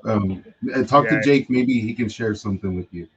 Yeah, man, I would love to see a lot of that stuff. And I know we'll kind of get into it at the end with the Lifetime movie or whatever, and we'll kind of talk about that, in closing. But I would love to see that kind of stuff. The next one that we're going to jump on is another one where, he's still kind of riding that, like, I want to do some action stuff. Sadly, again, another one that just went straight to video, and that is the 00 Kid, where he really bleached that hair up nice and spiked it up. I love it. And this was kind of the introduction to his time with Nicole Eggert here. So, we start to see her kind of trickle into all of his movies. I guess they were a big hot item at the time. And, if you don't know Nicole Eggert, she was really known for Baywatch and stuff like that. And, Corey, he did all right when it came to, dating, these girls and women, around that time that were famous and stuff like that. And going back to what I said before, I met Nicole Eggert once, and I got her to sign this bad boy. So I got Nicole Eggert to sign this picture for me at Schiller Convention. So it was right after Corey died. So, it was one of those things where I brought it to her table, and she was like, I really miss him. It's sad what happened to him. And, she was kind of cool signing it. And the person, before me in line actually had a full movie poster of the next movie we're going to talk about here, unless you have something else you want to say about 00 Kid. Yeah, dude. Real quick. I love that movie. He plays a 22-year-old, like 15-year-old or something like that. Yeah. Secret agent. Such a silly ass movie. It was like perfect for late night Cinemax or whatever, It's a very, like, again, I use the word sweet a lot with Corey, and you know what I'm saying if you know the man at all. But it's just such a harmless little movie, and it's a little like action romp. It's almost like Dennis the Menace growing up. He's just like this crazy kid. And I did a review. If you go to Staunch TV, I did a bad movie breakdown on it where I talk all about it. And one of the coolest things that I think came out of that movie was that Seth Green was in it. Part got cut. And years later, he talked about his experience on set. Not to kill too much time, you can go to Staunch TV and just type in Seth Green, Corey Haim, and I go over all of that. But very cool behind the scenes things with that flick. Definitely check out his page, Staunch TV. Like I said, I have it linked in the description. He does a lot of this Corey stuff, Corey Feldman, Corey Haim. So there's a lot of stuff he has. Digs deep on this stuff. So you're just getting a sample of it here. But I would definitely check out his stuff for sure. I've been kind of binging it a little bit there especially as we led up to the show. But this is interesting. Yeah,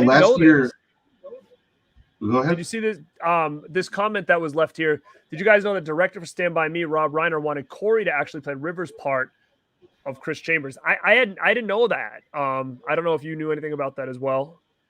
No, I didn't. That would have been crazy, but I don't know, man. River Phoenix. Yeah. And they were probably all hanging at the time, you know. Who knows? They were probably all probably. hanging out. I would not doubt that. And as I always say, Double O Kid featuring a fully clothed Nicole Eggert, because she strips down a lot in their later movies. Well, yeah, we're gonna get into that one next. Yeah. So, yeah, we're gonna get into that one next. So Nicole Eggert was dating Corey Haim at the time. I also know someone mentioned here. Yeah, he dated Alyssa Milano. I don't know what the time frame was on that. I think that was before Nicole Eggert. He was dating Milano. I'm pretty sure it was. Yeah. So then we went from Milano. We got Nicole Eggert now, and this is another movie. And this is the one when I met Nicole Eggert, the guy in front of me had the movie poster and had him sign it, and that is Blown Away. Oh wow! Which again, I'm going to tell you right now, it's one to watch for sure. It's wild, and I remember the first time I watched it, I'm like, is this really happening right now?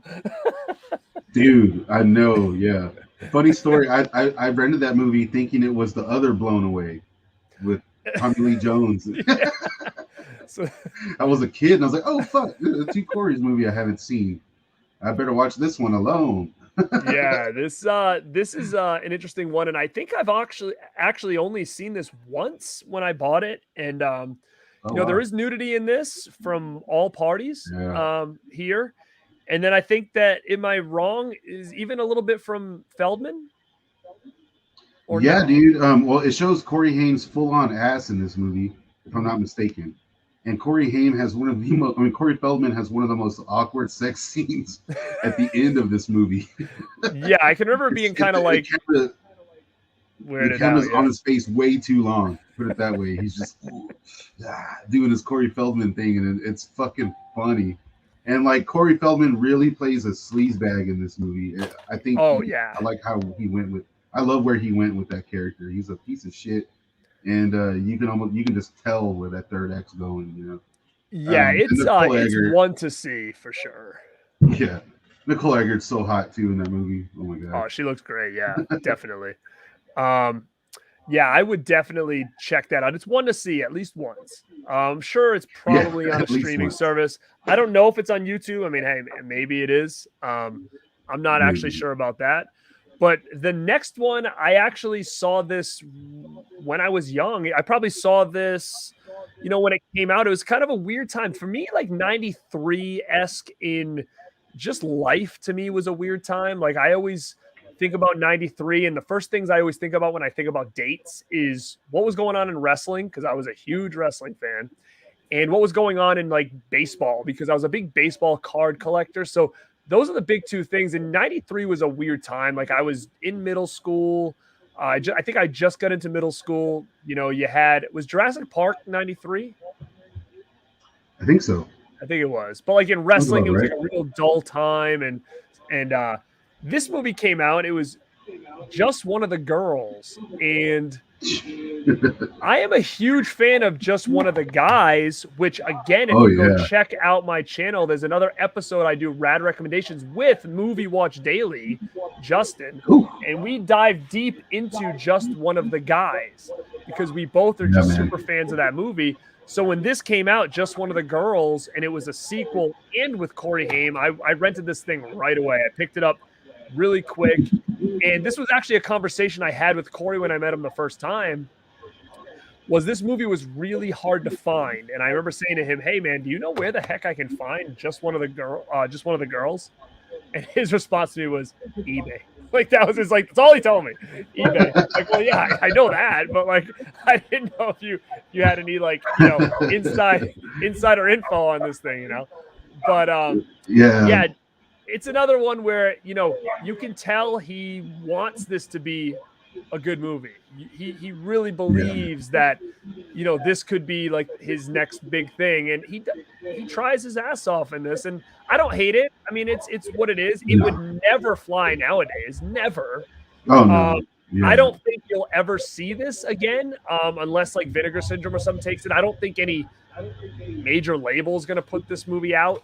This DVD was from a company called Platinum, so it wasn't even a big label that did this. So I don't know if you guys will ever see this again and how easy it is to come by. Yeah, man. I don't know. I know that's another one. I think Nicole Eggert's in that one too, correct? Yes, she is. Yep. Yeah, there. And like this flick, I always consider it a sequel because hell yeah, I love Just One of the Guys as well. I don't think it actually. I think it's like a in title only sequel, if I'm not mistaken. It should have been a straight sequel. Mm-hmm. And I got to tell you, man, having Nicole Eggert in this movie and already being established with all of them and whatever, first time I saw this movie, I could not. I remember thinking to myself, Corey Haim is a pretty girl. like seriously, the guy, what can't the guy do? I mean, come on. I mean, that's the one thing. Like Corey Haim he's a good looking dude, man. Like he was, and I understand, and he was cool, and he had a good look, and I can see why someone like Nicole Eggert and Alyssa Milano, in Hollywood were all about him, Yeah, for sure. And I often think about him being difficult if there were difficult times on this set, because obviously you can't find anything, any info about production and whatnot. But I often wonder if he was a pain on that set, and if he was wilding out, if you will. Like, I would have just loved to see him dressed as a woman, like freaking out. But I love you, Corey. Love you, Corey. So Holly says Jonathan Brandis was a good-looking girl in Ladybugs. Yeah, it's true. And another one who sadly died way too soon. Yeah, for sure. Man. When I was in Hollywood, I stopped by his apartment, and it was very eerie. Really? Eerie. Wow. Yeah.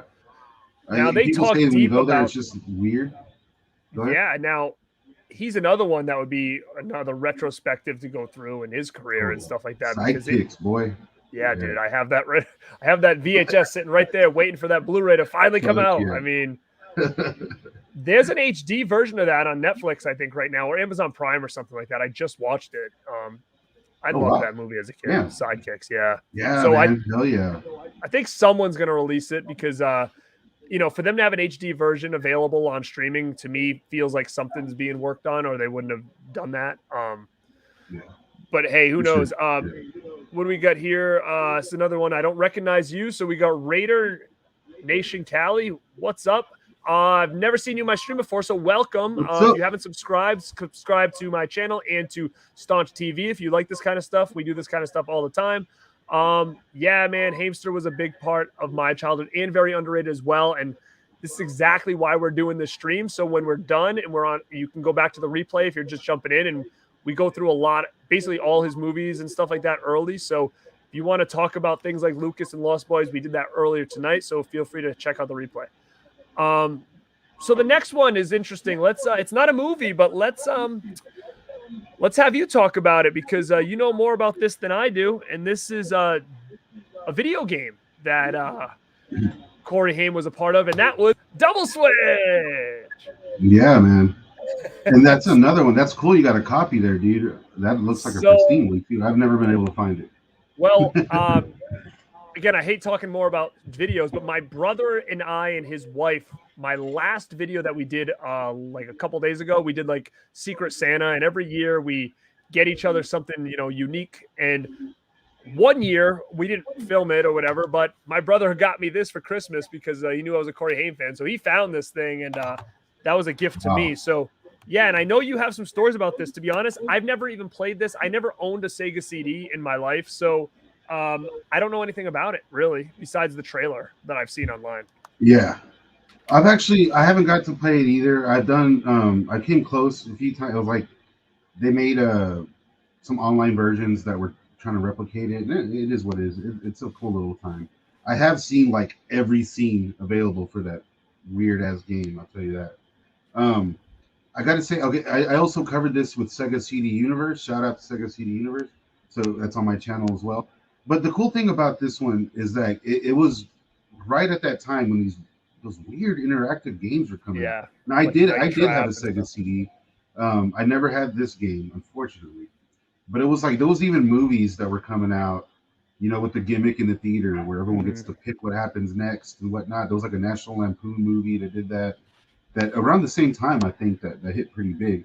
So I couldn't help but feel that they were going for that. Like they were going for a movie experience that kind of just got turned into a game at the end there.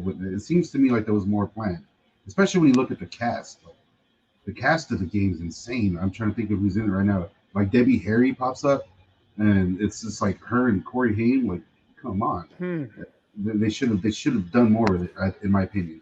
And as far as like gameplay and whatnot, like I said, I didn't get to play it. Unfortunately, one day I will. But just seeing all the reviews and whatnot, it looks like it's a pretty damn entertaining time, I gotta say. And because a lot of these games weren't, I don't know if you ever played any of these type of motion graphic or The only one that I like, played was so they re-released the main one, which was Night Trap, that came out back then, and that was the Night one Trap. that like was the big controversy, and that's actually Yeah, why I never owned a Sega CD. I owned Sega Genesis, and when the Night Trap scandal started coming out, my mom was like, "You're not getting Sega CD," and that's why I never ended up getting it. But recently, about a couple of years ago, a company re-released Night Trap for like PlayStation 4 or whatever. yeah, yeah, And yeah. I bought it. So I have a physical copy, but it's like for PlayStation 4. And so I actually got to play it. And it's like one of those like movies, and it's pretty cool. It Yeah. feels like a very 80s movie that you're just kind of clicking around in, but all the movie scenes are pretty Yeah. entertaining. Yeah. Yeah, I did play Night Trap back when, and I was like, "Oh, I'm not supposed to be playing this game." But Yeah. that's what's cool. I want to say that Double Switch also recently, like, it got a re-release or something like that. Did it? All right. I'll They try to did look that something up. with it. Yeah, Maybe look it that up. They same did company that did something. Night Trap re-released it. It may be because they put something out, and I know it's like a. I can't remember exactly what. I want to say they re-released the game, and it's available now, and it it was amazing because like we talk about like why don't these companies go get these movies and do something with them? The one thing that got brought up to the surface was this weird game that you did. It's Mhm. like there's a fan base, there's a strong fan base for all of this shit, Right. and someone needs to take advantage of it, which is also something I want to talk about a bit later. Okay. All right. So we'll move on here, which Last Resort, National Lampoon. So he's back with Oh yeah. Feldman here. And I honestly don't remember much about this one. So I don't know what you Oh have to man. say about it. I've probably watched it, but I really don't recall because there's a couple other ones they do together now coming up that I'm like, I get them confused. So Oh yeah, man. I love this fucking movie. do This you? All right. I actually, when I was a kid, there was this old abandoned creepy house, in our town that we would like dare each other to go in or whatever. And so one day I did. I was one of the first ones to do it, and I found a box of old tapes, and I just grabbed a few of them. First time I popped it in, first thing that started was whoever the hell, why they recorded this on the tape in this old creepy house. I don't know. But right after it was uh, Friday the 13th with Feldman in it. So I'm assuming it was another Feldman fan that. That's funny, man. So I put the movie on, not having any idea what I was getting into, and I got to say, me being that young, I loved it, absolutely loved it. It's such a silly, low budget movie. This is like the one of the first times when people were like, okay, National Lampoon is going Yeah. downhill. Right. It is so low budget, it's so punk rock feeling, so DIY. Like there's times in the movie where they're sitting on a bench and he's literally like, "How are we gonna get to the beach? Like it's expensive. We don't have money for it." Bam, and then it just cuts to them on the beach. Like, "Oh, we're here." And it's like it works because they did what they had to do, and That's they are gonna go both on my trying watch so list. hard, man. Yeah, yeah, for sure. And there's Oh, stories. I overheard a story about Feldman saying that like when they got to set, they were like, "I thought this was a National Lampoon movie." You know what I mean? right. Like, what the hell? It was apparently such a low rent shoot, a low rent production. I think like the director barely knew English, um, all of the above. But you watch the movie, and again, dude, it's like Haim is stealing every scene he's in. He just has it. He just has that charisma. and whenever it's on this level to where you kind of have to make fun of yourself in these movies. I think Feldman was never fully willing to make fun of himself, Yeah, I which think that's is probably kind of exactly a what it detriment. is. Yeah. Mm-hmm. Yeah, and where you get Haim, Haim is the goofball in this goofball movie, and it's so strange. I talked to Eric Edwards, who was in the movie. Eric Edwards is the big guy from Problem Child. You Mm-hmm. know, Yeah, I like know you know you're what I'm talking talking about. about, He was like iconic, iconic. the bully guy. Yeah, Yeah. yeah. He's also like the big fat vampire in Blade, and the guy's been everywhere. He's in all kinds of classic movies. And he said both those dudes were awesome, great to be around, but that they were both very struck by when they arrived on set that this what did they get themselves into? You know what I mean? This was Mm-hmm. going to be the next Corey's movie, and Wow. for what it is, I love it. It's very hard to sit through. Again, Feldman made a deal with the production company that he would have music throughout the movie. So a lot of the music you hear is actually Corey Feldman. It's snippets here and there. And in this box set, he's re-releasing a song called "Love Safe Getaway" that was made for the movie and then never heard from again. Hmm. So that's pretty cool. That is cool. Yeah, that is cool, and I'll definitely go back and check this one out again. Yeah, man. We're moving on to the sequel to Fast Getaway, which is Fast Getaway 2. I again, Holly asked me this earlier. I did. I got these two and Dream Machine all from VHS PS. So it's a company that takes VHS tapes and creates DVDs with them. So again, it's not an official release, but I bought all three of these at a convention, and they could still be available on the website. I'm not exactly sure, but I don't remember Cynthia Rothrock is in this one. So I don't remember the difference between both of them. So again, they are on Tubi right now, and I'm sure they're on YouTube as well. Yeah, this one. See, I don't know what it is about like these strange movies and their sequels that I just prefer the sequel. But this Okay. one, I think, went all in. No longer were they like, this movie's supposed to go to theaters. Or no longer was it like, this is going to be like a tentpole situation. Because obviously, if you look into the making of the first film, it did get pushed to VHS and whatnot. So they're all in here. Yeah, you have I believe, yeah, the same principal cast comes back, if I'm not mistaken. But this one is full on late night Cinemax action movie, and it's great. All I right. love how silly it is, the whole bank robbing thing. And I gotta say though, I think Haim was deep in it at this point because he really does seem disinterested. For all the charisma that he has, that he doesn't even need to try. He seems so bored, I would say, in this movie. It seemed like he was just on another level, to say the least. Yeah, I mean, we're really starting to get kind of in the tail end a little bit of him doing these things, but we're going to get into some interesting ones for sure. But the next one is one that you said you actually like, and I have seen it. I just don't recall it. Dream a Little Dream Oh, 2. man. Um, Yes. I'm trying to think, who does he turn into here? Okay, the whole premise of this movie, basically throw everything out that you know in the first one. The whole premise of this one is basically a box of sunglasses that when you put them on, like you, like the other, basically, like the other person's wildest fantasies come true when you have those glasses on. So, like for instance, Robin it Lively's totally in it, right? throws out. What's that? Robin Lively's the Ron main Lively? girl this time. Yeah, Robin yeah, Lively. hell yeah. The first time that she was put on my radar, really, because I didn't realize that was her in Teen Witch. In Karate Until Kid 3. yeah, dude, Karate Kid 3. Although I thought she was a prude in that movie, but yeah. Either She'd have way, a weird role I then. do really like. I do really like this movie, man. It is so stupid. It is so silly. The plot makes no damn sense. They tried. It's like a heist movie mixed with like this weird fantasy thing. Feldman is full on not giving a fuck, Michael Jackson. You know what I Oh. mean?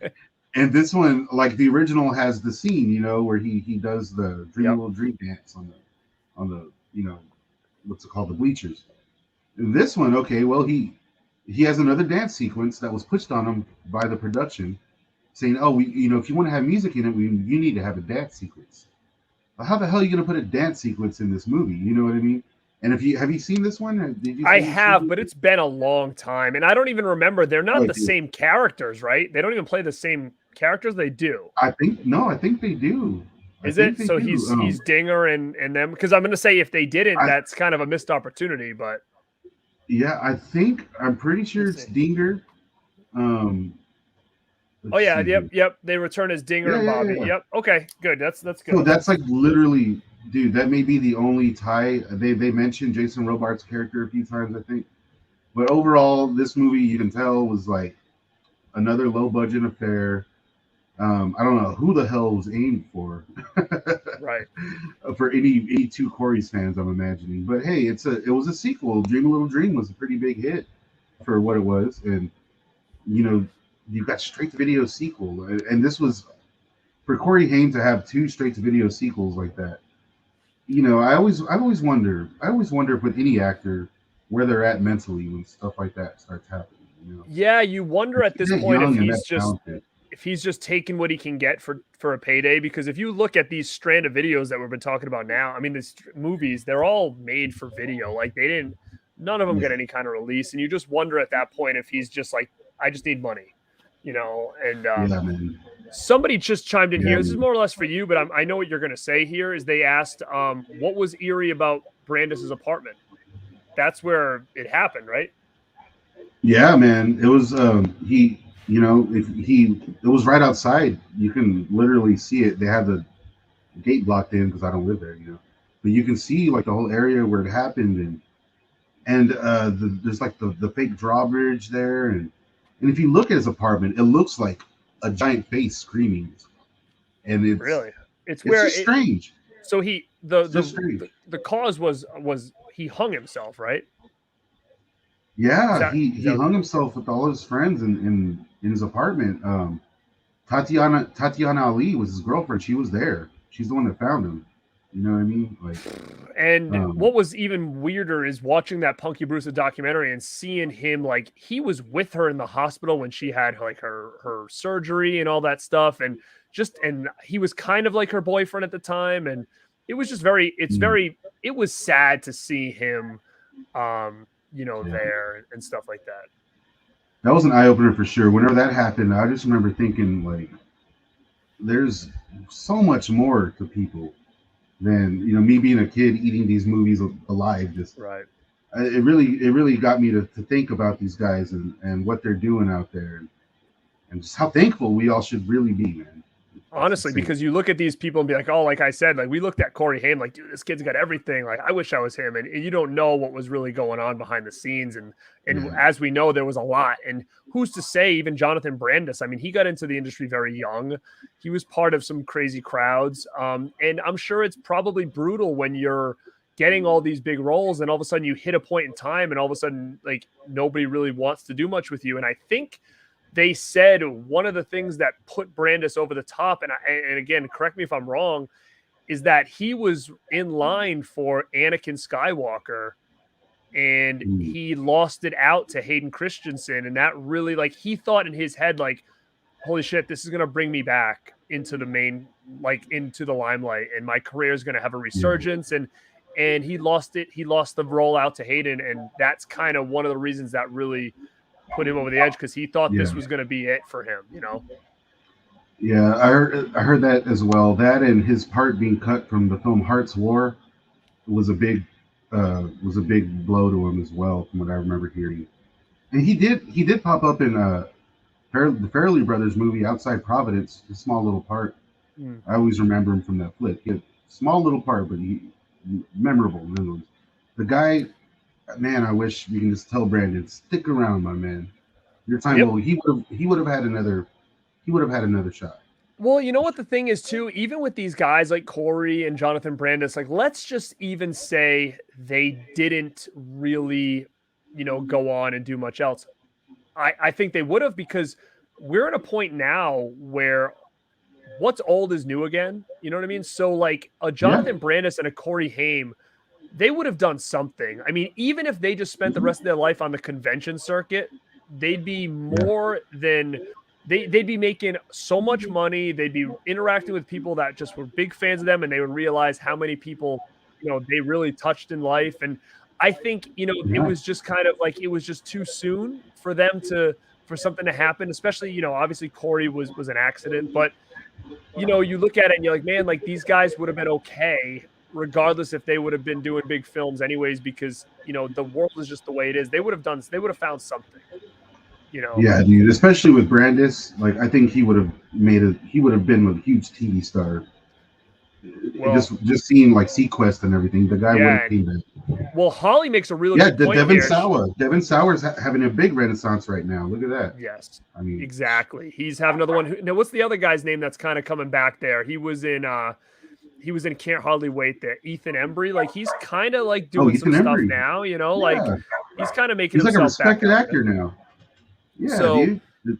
People are coming back. I mean, and that's the thing that kind of sucks is it's just if he would have just hung on for a little bit longer and things would have been different. The next one I do not own and I've never seen, and it was called Life 101. I know I've seen people post that in the chat tonight, but I don't know anything about it. Do you? Yeah, man. I know this flick. I saw it when I was a kid. Megan Ward is in it. Megan Ward from Freak, Joe's Apartment, PCU, the blonde, the hot blonde, and so she's in that flick, and so is what's that? The name sounds familiar. I'm trying to put a face to it though. I'll check her out. Yeah, for sure. And Keith Coogan's in it as well. Oh, okay. So like Keith Coogan, I had the chance to talk to him a while back about everything, but specifically small toy soldiers and Don't Tell Mom Babysitter's Dead. So while we were talking about that, I had to ask him. I was like, dude, can you tell me what it was like just knowing Corey and working on a movie with him? Because if you ever seen the movie, Corey plays kind of like a timid, kind of nerdy, kind of I guess that's the character, And it tries to be real relevant, that movie, to say for lack of a better word. It's just not that good of a movie. But everyone's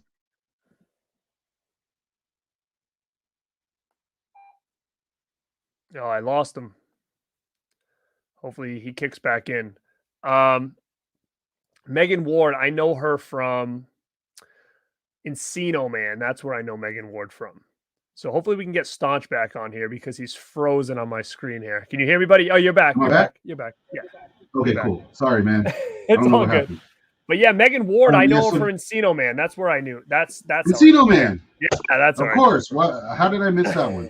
Anyways, but yeah. So I had to ask Keith Coogan, what was it like working on a movie with Corey Haim? I'm a huge Corey Haim fan. I never got to meet him, and he told me, he's like, dude, it was all good, everything's cool, whatever. That it was just heartbreaking to see someone with that much talent just not give a shit. Yeah. Apparently on this flick, he was just not in it. He was arguing with everyone the whole time. He would be in his trailer a lot, whatnot, so forth. Wouldn't talk to any of the cast really. And it really shows. It really does when you watch this movie. You can just tell. And it is, for that reason, it makes kind of a sad affair, Plus, the movie's just not that good. Right. Well, so we're going to move on to the next one, which I swear I thought I had this. I don't know where it could be. I don't know if I let someone borrow it. Demolition High, which I swore up and down I had that movie. It's not here, but yeah. So I get this one and the other one confused again. So we're kind of getting into the Corey Haim movies that I don't remember really well. What do you got to say about that? Oh man, Demolition High is great. Classic director. I got into this movie ironically because I was into the director Jim Wynorski, which you look into him, he did like so many classic horror movies. Off the top of my head, like and now he's doing like Camel Spider versus Shock Octopus or whatever. But he did this flick with obviously it was what's his name, the dad from Growing Pains. Alan Thicke. He's in Alan Thicke. Yeah. Yes. Yeah. Alan Thicke's in it. And the movie is like, oh my God, it's like It's like it was shot on late night cable. You know what I mean? If that makes any sense. It is such a silly and violent movie. It gets violent out of nowhere. Like there's some legit like holy shit scenes in this movie, and Now, it's a pretty it's a basic story. It's kind of like your high school heist situation, kind of like kind of like toy soldiers, if you will. It gets taken over by some was mercenaries. Eggert in this one Like that too, or movie. no? Like what was that? Was Eggert in this one too, or no? I don't think so. Okay. I don't think so. I could be wrong, but I don't think so. And it's funny because this movie, you watch it. I reviewed this one as well on my channel. You can check it out. It all just kind of falls together. You know what I'm saying? It falls together. That's the way I could put it. Mhm. And the editing and everything, you can tell they're like, all right, we have to do this in one take, guys. You know what I mean? Like, let's get it done. We're losing light, whatever. And it has a very like Roger Corman feel to it. From what I remember, I don't think he produced it. But oddly enough, there's a scene, spoiler alert, when the school gets blown up at the end. There's a scene that is taken directly from Rock and Roll High School with that school getting blown up, which was really? reused in Rock and Roll High School Forever. They just showed the same school getting blown up. And then in this one, the school looks nothing like it.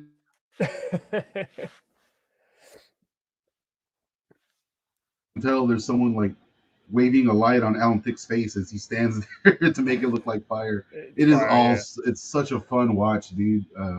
If you haven't seen it or haven't seen it in a while, I've seen it, but it's been a long time. And I'm just really curious on. I might have to rebuy it because I swear I had that. I don't know where it is.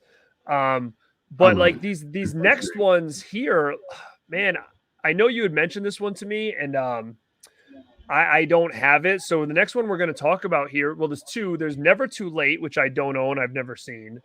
I'm not sure if you're familiar with that one. And then the next one is Shooter on the Side, which you did mention to me this week, but I don't have it nor seen it. Okay, yeah. Never Too Late. I have seen that movie one time just because Corey Haim was in it. And like there's some really good scenes between him and what's her name? Dukakis. Olympia Dukakis. And like the movie itself is like it's kind of like a mom movie, I guess. You know what I mean? I'm having trouble remembering any certain plot points. But there is a lot of good scenes here with a cleaned up looking Corey Haim. You know what I mean? Okay. With these iconoclast actresses, and they're just it's really cool to see. Like I said, I skimmed through it because he's in it, and I just found myself just watching these scenes, watching them play out, and to see him go from movies like Demolition High, Life 101, things like that, where he really seemed disassociated. Like he really does seem again like he is trying. He's fat. He wants to do this. He wants to be a real actor and taken seriously and all of the above. But whatever monkey was on his back, man, it really seemed to ease up a bit here. So I would say the movie's worth, even if you skim through it like I did, it's really cool to see him at that stage, because this is the point where he's starting to look older. We're in the mid 90s now, so we're in like 96. Yeah. So yeah. Yeah, dude. And to see him back and one of a movie like this, someone gave him a real shot. You know what I mean? Someone really gave him a shot putting him in this flip. And it got swept under the rug and no one remembers it, Yeah, and now so that one is that one Never Too Late? Is that the one? Yeah, Never Too Late, yes. Now we're talking Shooter on the Side. Yeah, what's the deal with that one? Shooter on the Side, man. That is the elusive holy grail from any Corey Haim fan. Now, that may be disputed. There may be some other people saying, "No, it's this flick, it's this one." I'm telling you right now, it's Shooter on the Side. That movie has never been seen, as far as I know. There's some reviews online that talk about how cheap it is and how cheap it looks and how it's redundant and blah, blah, blah. But the film is nowhere to be found. A friend of mine, Stephen Mason, he does Lonely Tree Entertainment on YouTube. Give him a follow and a like and a subscribe. Well, he actually found a VHS slipcover of the movie, and that is like the closest Wow. any of us have ever gotten. And he Wow. bought it Okay. online. The guy's like, dude, I don't know. I have a box of old cases, and it was in there. I don't know where it Wow. was at. Vampire Mike over at Sega CD Universe got a hold of the writer. The writer was like, "Oh no, I've never seen it. I don't know where you can find it. I don't keep up with anything I make. And like, who does that? You know what I mean?" But he and then I found this really cool article from this girl. Said she was walking around with her friend. Someone in a bar said, "Hey, y'all want to be in a movie?" Brought her in, had her sign a little contract. Said they're going to get paid $1. That it was an HBO production, and that all they have to do is dance in the background. And then, also it's a Corey Haim film, and they're like, "What?" And then Corey Haim's sitting at the bar, just Corey Haim plays the bartender, and so That's they're like, funny. "Holy shit!" Like that's the guy from Lost Boys. Yeah. And then it's a cool article. I'll try to maybe send it to you or link it down here. And that they're like, yeah, and she wound up having a line with him that Corey improvised. Said, "Hey, you need," and she was like, "Oh no," and she's like, "I'm pretty sure it's in the movie. I'll never know because no one can find it." And Wow. that is the movie that is lost. She said she never saw it, never heard from him. She never got paid that $1. And if anyone out there knows anything about Shooter on the Side. Yes, that is the elusive one. There's a few that were elusive, a few that are elusive, but that is the one. Yeah, so we're really getting into the mid to late 90s now, and this is where we start to really see, him kind of trickle off a little bit into some weird roles. So the next one is another one that I said I got confused with this in National Lampoons but this one is another one where it's like, it's a tough watch, and we're talking about Busted. Oh yeah, dude. Busted with Corey Feldman. I'm going to tell you what it says in the back. It says, faster than a speeding airplane, more powerful than a naked gun. So, they're trying to go for like a buddy cop, hokey comedy type thing. And yeah, it's out there, man. It's low budget. It's wacky, That was rough, man. It's hard to sit through. Like, and there was some of the funniest scenes I've ever seen in my life, and they're not even supposed to. Like, okay, like this movie is directed by Corey Feldman, so he took every chance he got to be in scenes with naked girls for no reason. Him fully clothed in the shower, just looking at these naked girls, and there's like a weird sex scene, and then it is literally there for no reason, and it is so baffling. It makes for a watch. I'll say that, but I wouldn't say it's entertaining really. Because damn, if we're talking disinterested Corey Haim, this is the most disinterested. Yeah, I think and you could tell too, like because it really was a Feldman movie, anyways. Like he was the main focus, Yeah, dude. Like Haim shows up, I think maybe halfway through, and then just kind of disappears. And the story is, that the asshole Dominic Brascia he had an encounter, if you will, with Corey Haim at a young age, and wound up being friends with Corey Feldman. Corey Feldman put him in the movie, didn't tell Corey Haim. Corey Haim shows up on set, sees him, flips out. That's the legend, if you will. I don't know if there's any truth to that. I don't know, but that would explain a lot of the scenes with Haim in him and how he just kind of disappeared from the movie. Crazy stuff, man.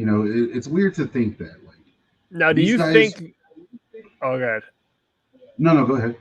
I was going to say, do you think at this point, there's a lot of, bumping heads, animosity towards each other, but because they're so used to being together that they figured that would make them money if they're like, oh, the two Coreys are back. And it's like it was like they were force feeding something that they just didn't really believe in anymore, but they knew it was the only way they were going to get a gig. I do. I personally do think that, and I think that was Feldman's plan too. Being his first, direct time to direct a movie, obviously was going straight to video. What's a guaranteed way to get eyeballs on it? Have Corey Haim in it, do another two Coreys movie, and I think that's for sure where they were going with that. And then, like I said, how it played out, man, that must have been a huge blow to Corey Haim. And even Corey Feldman. When's the last? I mean, I don't think I've ever seen him talk about Busted. But No, me I've always either. had the theory that Corey Feldman got the idea for Busted from his cameo in National Lampoon's Loaded Weapon. You know how he cameos as the cop that Yeah, shoots too yep. early, and he's like the dumb cop. I was like, oh, there you go. That's all It you probably needed. you're probably Now you right have because I Busted. mean it does feel like it could have been one of those low budget National Lampoon movies as well, you know. So I think you're Yeah. right. I think because it's made in a similar vein as those were. Yeah. Um, and what's interesting is the Totally. next thing we're going to talk about. Schumacher brings I didn't know this until I looked this up. So Schumacher Yeah, man. brings Corey Haim into being a biker in Batman and Robin, which I'm assuming it was during those like I don't know if it was those was he rollerblading in it at all? I don't know. It was a biker gang member No, type of man. thing. Yeah, this is Batman and Robin. So this is right before the scene where Alicia Silverstone races Nikki Cat. I think it was Nikki Cat was the leader of the gang in this movie. And they're talking, and the camera pans out, and you see all the gang members like, yeah. Real quick, you see Haim, jacket, no shirt. Yeah, he hits someone like you can see his Oh, tattoo and whatnot, and he's I there, had man, I and had no he's in idea. shape. Yeah, the boy's in shape, and he auditioned for Robin apparently, which I always thought was weird because like you already had your Robin, right? This is his second movie Right, featuring Robin. right. You would So replace what him then. happened there with Chris O'Donnell? Because they were really trying too. I recently talked to Brendan Lee Santiago, who plays the Phantom Freak in Hackers. I don't know if you're a Hackers fan, I but know it, but you yeah. know, okay. Well, then he was also like you seen Con Air, right? By chance? Mm-hmm. It's been a Okay, well, you know, while. like It's been a while. the inmate in the dress on the plane entertaining everybody. Like Yeah, now if that rings any bells. I remember that. Yep. Oh, we got it frozen again a little bit. So yeah, I had no idea about this, and it was kind of a cool thing that Schumacher did for Corey. And I'm sure if Schumacher thinks of the Corey Haim that he had in the Lost Boys, he probably was thinking about giving him a bigger role. But obviously, where Corey was in his life, you Sorry. know, it's all good, man. But yeah, I was just saying it was cool for Schumacher to do this for Corey, because obviously, and I can understand where Schumacher's like, you know, maybe we can give Corey a bigger role because the Corey Haim he dealt with was a different Corey Haim than he probably became. So in Schumacher's eyes, he Yeah, probably man. still was like, you know, I directed this guy before, he was great, and you know, obviously, it wasn't the same Corey at that time. Yeah, dude. And they were really trying to get like apparently a lot of different actors of different styles and everything auditioned for that Robin role. I would like to know what happened there. Why were they doing it? And also, damn, can you imagine Corey as Robin? I mean, that would have been a resurgence for him as well if he did a good job, you know, Yeah. and that's the thing too. And again, we're at the end of 90. This is 97. We're moving on. He did quite a bit of movies in 97. This next Yeah. one is another one that, you know, Corey likes extreme sports. So we've got Snowboard Academy with Ernest and Bridget Hell Nielsen. yeah. So, Yeah, reuniting with Bridget Nielsen. yeah. So, I mean, this is an interesting one. It's been a while since I've seen this one as well. So, I mean, my memory on it does not. I don't remember too much about it. Do you got anything that you want to say about Yeah. Snowboard Academy? It has also been years since I've seen this one. I used to always think that it was just another ski school movie. You know, I always assumed all these movies were the same. And, you know, I'd say luckily they're not making these types of movies anymore. No. Because I think the best ones The have been skiing movies are done not now. really ones we're seeing much. There was a lot back in the day, though. In the Yeah, it 80s. was.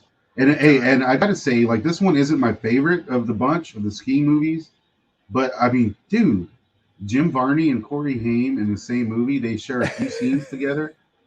Fucking A, dude. And like it it didn't age too well because it has that Cinemax kind of horn dog feel that all these movies do. Although this one was a bit more raunchy from what I remember. And Well, it's like another one where Corey didn't seem too interested. You know what I'm saying? I'm sure he had fun, but it's another one where you can just kind of tell, like Corey's here. This is a ski movie. well, what's funny is Robert Long knows his stuff. Robert Long knows his stuff, and I don't know if he's serious here. He says Snowboard Academy is a sequel to Hot Dog the movie. Is there any, do they say that anywhere in the movie? Again, it's been so long, I don't recall. But if they do have any kind of real, part in the movie that would make it seem like it was a sequel, I'm very interested to know that, because that would be interesting. But I I've don't know never that heard offhand. that. That would be crazy. That would be something else. Now we get into another one, which I've seen a lot of people in the chat talking about this one. Corey stepped back into horror here. Again, I've watched it, but I don't know it really well to like really talk a lot about it. But Mario Lopez is in it as well, and we've got Fever Lake with Corey Haim and Mario Lopez. I don't recall I forget which one this is. Does he turn into something here? Yeah, it's like kind of a possession type movie. Like it's like these college kids. Obviously they go to a lake, but the movie starts off. There was like a murder or some shit that happened, and Bo Hopkins is there, and Bo Hopkins is just horrible in this movie. It's like phoning it in, and Mario Lopez. Oh damn, I forgot he was in this. He's hilarious in this movie, man. Yeah, I got to say, Mario Lopez and Corey Haim. I wish they did more. Yeah, I agree too. The Haimster's here, dude. And he's doing it, and yeah, I think it has a really wacky, like third act or a wacky ending. Like, I don't want to ruin it for anybody. Everyone should watch this movie. I'm gonna put this in my Haim birthday celebration stack here, because I'm gonna kind of try to catch up on the ones that I haven't seen in many years. But yeah, Fever Lake, Fever Lake was one that it was like I was a fan of Corey Haim, but these movies would come out and I would just kind of hear about them later. You know what I mean? Fever Lake was the one that I went to the video store and it was on the new release shelf, and it was like my chance to see a new Corey Haim movie as it came out. So that's how that one will always have a special place in my. I remember staying up late watching it and just laughing my ass off. It's like, what is this? Yeah, and that's kind of what ended up happening. Stick around. Yeah. Stick around for the ending. So this is another sequel, I guess. Is it a sequel to, again, Demolition? Which one did we just talk about? Oh yeah, Demolition High. Yes. Demolition now we're on High, to Demolition University. With Amy Dolenz is in this one. Yes, and directed by the legendary Kevin Tenney, who did Witchboard, Night of the Demons. Oh wow, yeah. All kinds of stuff. Yeah, I've tried my best to get a hold of Kevin. I asked him about it once. I said, "Hey man, how was it working on Demolition University? I'm a big Corey Haim fan. I just like hearing these stories, And all he sent me back was, "Oh man, that was a rough one." Though Kevin Tenney is one that would definitely probably come on and do something. He loves talking about his stuff. So man. I've tried, man. I don't know what the problem is. I actually got a hold of his brother to try to, his brother does a lot of cool music for all of his movies. So maybe I'll keep at that. I just like hearing these stories, And Demolition University, he looks rough in it, man. He does not look well in that movie. Well, what's funny is on the cover here of this movie, it looks like the young Haim. Like, I'm not sure if this is that's not what he looks like. Yeah, that's wow. Like that cover looks like it's straight out of License to Drive era, Yeah, like exactly. That's what it looks like. Like they took this picture out of a little older, like Teen Beat magazine or something. Yeah. In Demolition he's older. He's strung out. He's got the early puffiness of his face going on, and there's some weird eye makeup on him. He doesn't look good, man. Oh. And the little bit of information I found, he was just off the rails on this. Really? Yeah, dude. And like sad then you got Amy Dolenz too, which is another one. So Amy Dolenz, man, I'm a big fan of hers. Miracle Beach is one of my favorite movies with her. Yeah, and she's another one that sad to say, and I don't know. But yeah, Demolition. Amy Dolenz actually. I'll say Amy Dolenz real quick. She writes children's books now. They're actually pretty cool. I read one. Oh, really? Yeah. But yeah, dude, Demolition U. It's still an interesting movie. If you haven't seen Demolition High or Demolition University in a while or ever, I would say those two definitely Yeah, check those I'm out gonna put them in a aside row. as well over here because again, I'm very. It's been a long time since I've watched any of these ones. I saw somebody mention Big Wolf on Campus. It was like a TV series. He was on an Yeah, episode. Um, yeah. So was Feldman actually. He was in. oh, They're really? both I've in never episodes. seen the show, so I don't know anything about it. Um, Yeah, it was a Canadian production, and Corey Haim. They both played themselves, if I'm not mistaken. So it's pretty cool. Corey Haim's episode's actually pretty funny. hmm. Yeah, I'll have to check that out. Big Wolf on Campus. I'll look that up. The Yeah, it's next funny. one, I don't think that's on his IMDb. But anyways, go ahead.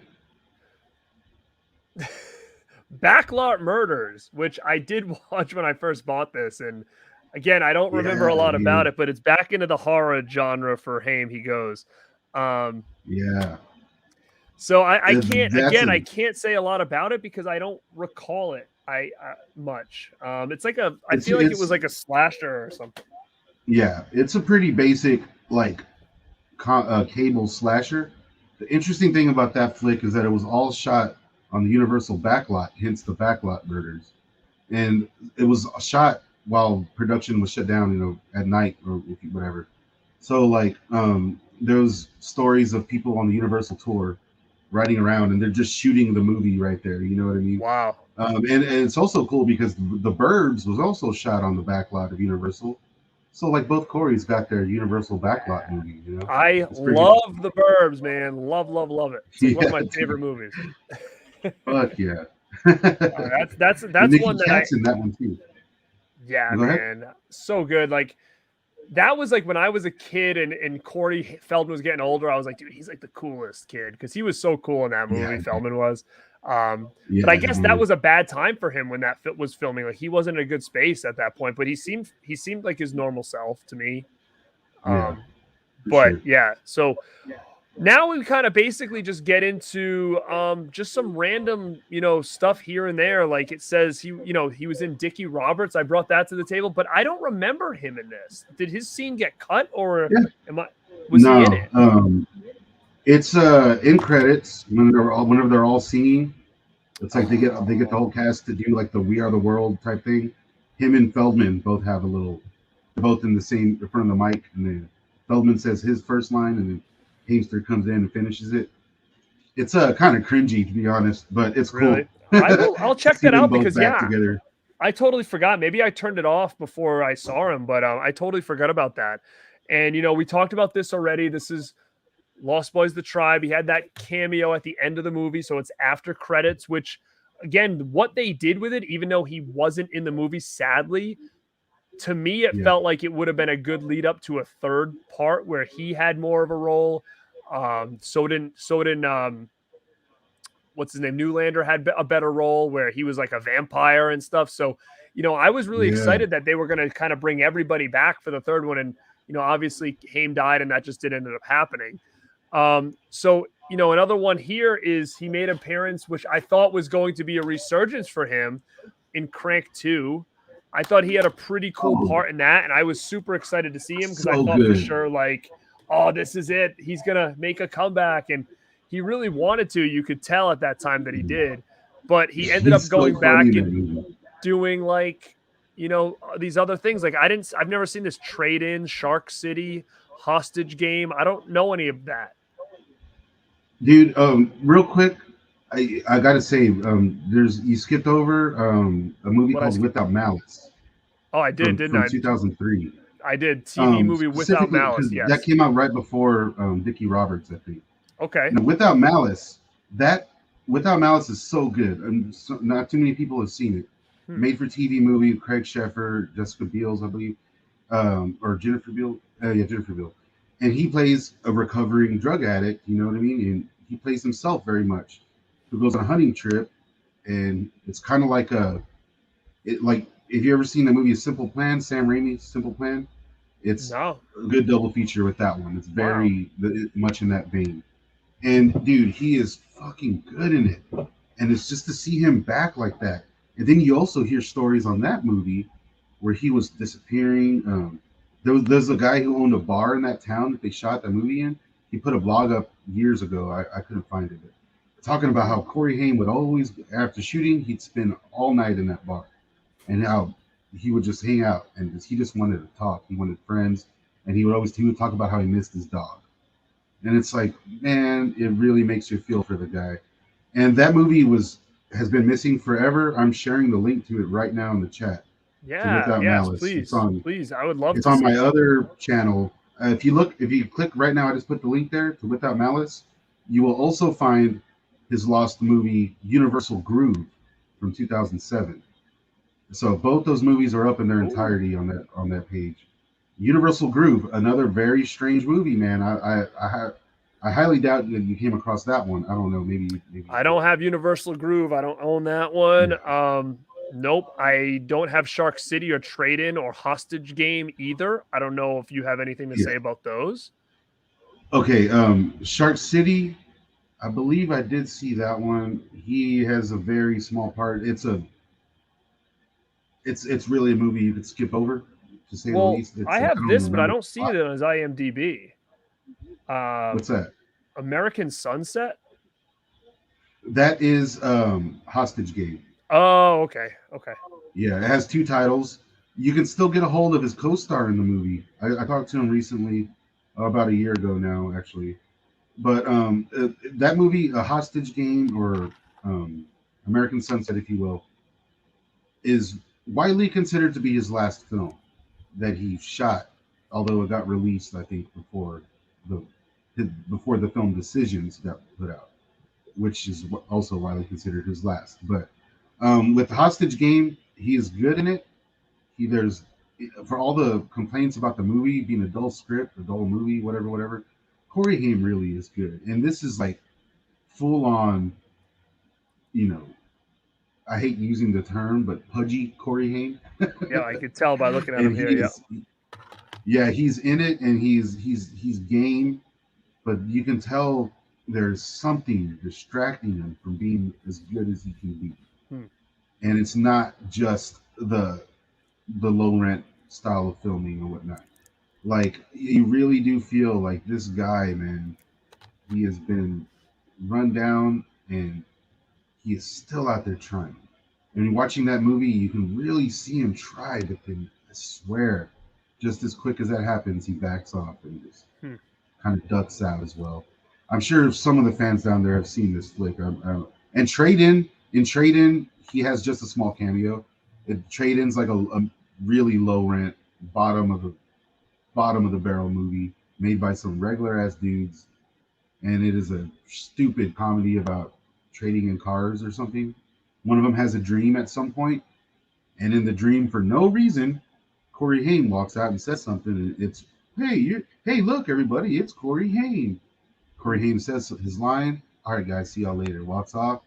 Hey, that was Corey Haim, and it's just a joke that they were able to get Corey Haim, so they did. And Another payday, I guess, for him. yeah, dude, like that's what that was. But like all Now, leading up to Hostage Game, like that was to me his last hurrah. You know? well, okay, so I have this, and it's not open, but I swear I've watched it, and that is New Terminal Hotel. Yeah. I Okay. don't know where I got this, but unless I bought another movie with Stephen Jeffries in it as of recent, because I do remember Stephen Jeffries movie that was just really weird, like it was a real awkward movie. So maybe I have another Stephen Jeffries movie from a current time, and but for whatever reason, this was not open. So I guess I did not watch it. Um, but I remember I bought that. It might have been like a campaign or something one time saying like it was Corey's last movie or something. I might have bought this after he passed Ooh, away, and okay. so Maybe, man. I don't. As far as I know, it was Hostage Game that was the last one produced. But this New Terminal Hotel, that's what it's called, right? I did yeah, see this flick because, well, obviously Stephen Jeffries is the shit, but also because obviously Corey Haim has a pretty small part in it, and you know, I he's good in it. It's like it's one of those movies where it doesn't really matter. The character is just like a whatever, you know. He plays like a come and go kind of guy. It's just it's so disheartening to see these flicks that came out with Corey Haim's name on them, and then you watch them, and it's not a Corey Haim movie. Right. You know what I mean? Yeah, To the like point where I started to just like avoid them. I mean, agree, dude. Like again, I met him in '09, I believe, or '08 or whatever, and he was really this was on like the end of like two Corys, I think had just finished, and he was really trying to like get himself back out there. So I think like these are the type of things that he was just doing to try to get himself there. Or he got, I don't know, when was Crank 2? Was that like okay, that makes sense. Maybe he did Crank 2 thinking that was going to get him over, and then it just something happened and he went back to these like no name movies again. I don't really know exactly what happened, because when I met him, Yeah, he seemed clean. He was in good health. I mean, if you saw that picture of him and I, like he looked great, he really looked yeah, good. And he was kind of like in good shape. And I don't know what ended up happening, between now and then and 2000 and, 10, because he passed in March, right? So yeah. I don't know when these movies were made. I don't know if they came out in 2010, but they were filmed earlier than that. I'm not sure. That's the vibe I got. That he worked a lot on lower rent productions that were able to be released once he died. Mm-hmm. Because they have Corey Haim in their movie and he's in the news now. Maybe it'd be a good time to put these movies out on whatever market they were able to do. Right, I don't right, know if right. that's how they went about it either, No, but that's you're what it probably looks like. right. You're probably right. To be honest, and yeah, Robert Long said he Yeah. started painting pictures. I don't have any Corey paintings or anything. No, I don't. But I remember when that Oh was all going man, on. Um, I have a I have a Corey painting story for you, real quick. yeah. So yeah, I went up to Hollywood earlier in the year to work on the documentary with Mr. Jake Perry.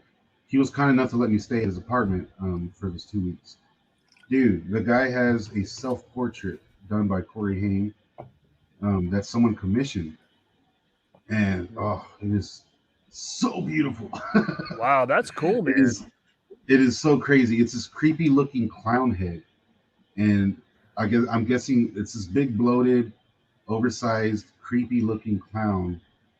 If you ever seen any of his paintings, the guy had real talent, and it's so crazy to think that someone asked him, I want a self portrait that from you," and that's what he delivered. That is so crazy. And I got to tell Mm, you, man, just being in the same room as that thing is like every day I was in amazement. I I bet. just, you Yeah, yeah, wake yeah. up and look at it, and you never feel more motivated in your life than at that moment right there. I'm here to do something, and I have this painting like 5 feet from me while I'm editing and working. It was so cool. It was the coolest shit ever. And then I got to see two more original Corey Hames in that same week. So it Wow. was amazing, dude. I got to tell you, I don't want to get into where I saw it, but I walked in the room and I felt something was weird. And I literally looked over my shoulder and saw it, and I was like, "Holy shit, is that what I think it is?" Like, "Yup, that's another one." I was like, "Oh my That's cool, man. god, you That's so guys!" cool. Yeah, dude, it was insane. Yeah, man, that's awesome. And yeah, this is kind of where it kind of ends for him. The only other thing I have is I have the two Corys I had found on some kind of like burn on demand type website or something. So I do have the series there, which again I thought was a good series. I mean, I don't know how much was scripted, how much wasn't. Was real, but you could kind of you could tell in that like that he really wanted to do right, and it just seemed like every time he was going in the right direction, something didn't end up working out for him. And it does kind of suck that him and Feldman kind of left, everything was left on, I don't know, was it on bad terms when he passed? I don't remember. And a lot of stuff that happened with Feldman and Corey's mother afterwards, and it's just it kind of sucks. And then Corey did the book, and he's trying to keep Corey Haim's name out there, but I'm not sure exactly, it's hard to say. Like, it's tough because he can say whatever he wants at this point, and there's no one to defend themselves. And I think that's an issue because, even when I watched the movie, which again, I thought it was a pretty good movie. I thought the kid they got to play Corey Haim was good. I thought he was great as a Oh, young Haim. it was Um, amazing. Yeah. I wish that I would be able to like. I don't know if you can buy that movie anywhere. I would love to get my hands on it. I had a Yeah. blast watching it. But again, you're telling these stories that Corey Haim's not here to defend and say that's true, that's not true. And, knowing how they were and how close they were, it kind of was like, to me, some of the stuff that Feldman says is probably true.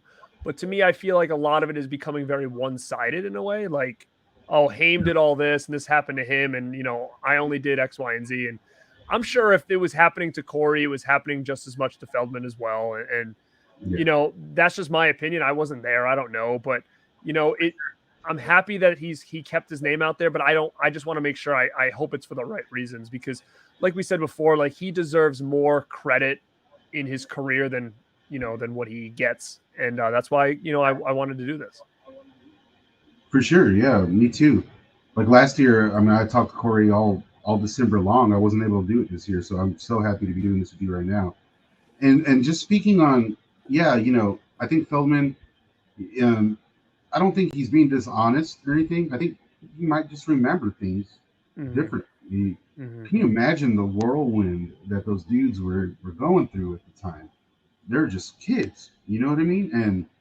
And Feldman, all of his problems are out there. Everyone knows what happened, with him as well, as far as the abuse and the drugs and whatnot and so forth. But the thing is, like, I told you before that I wanted to speak on some of the toxic Corey Haim fandom.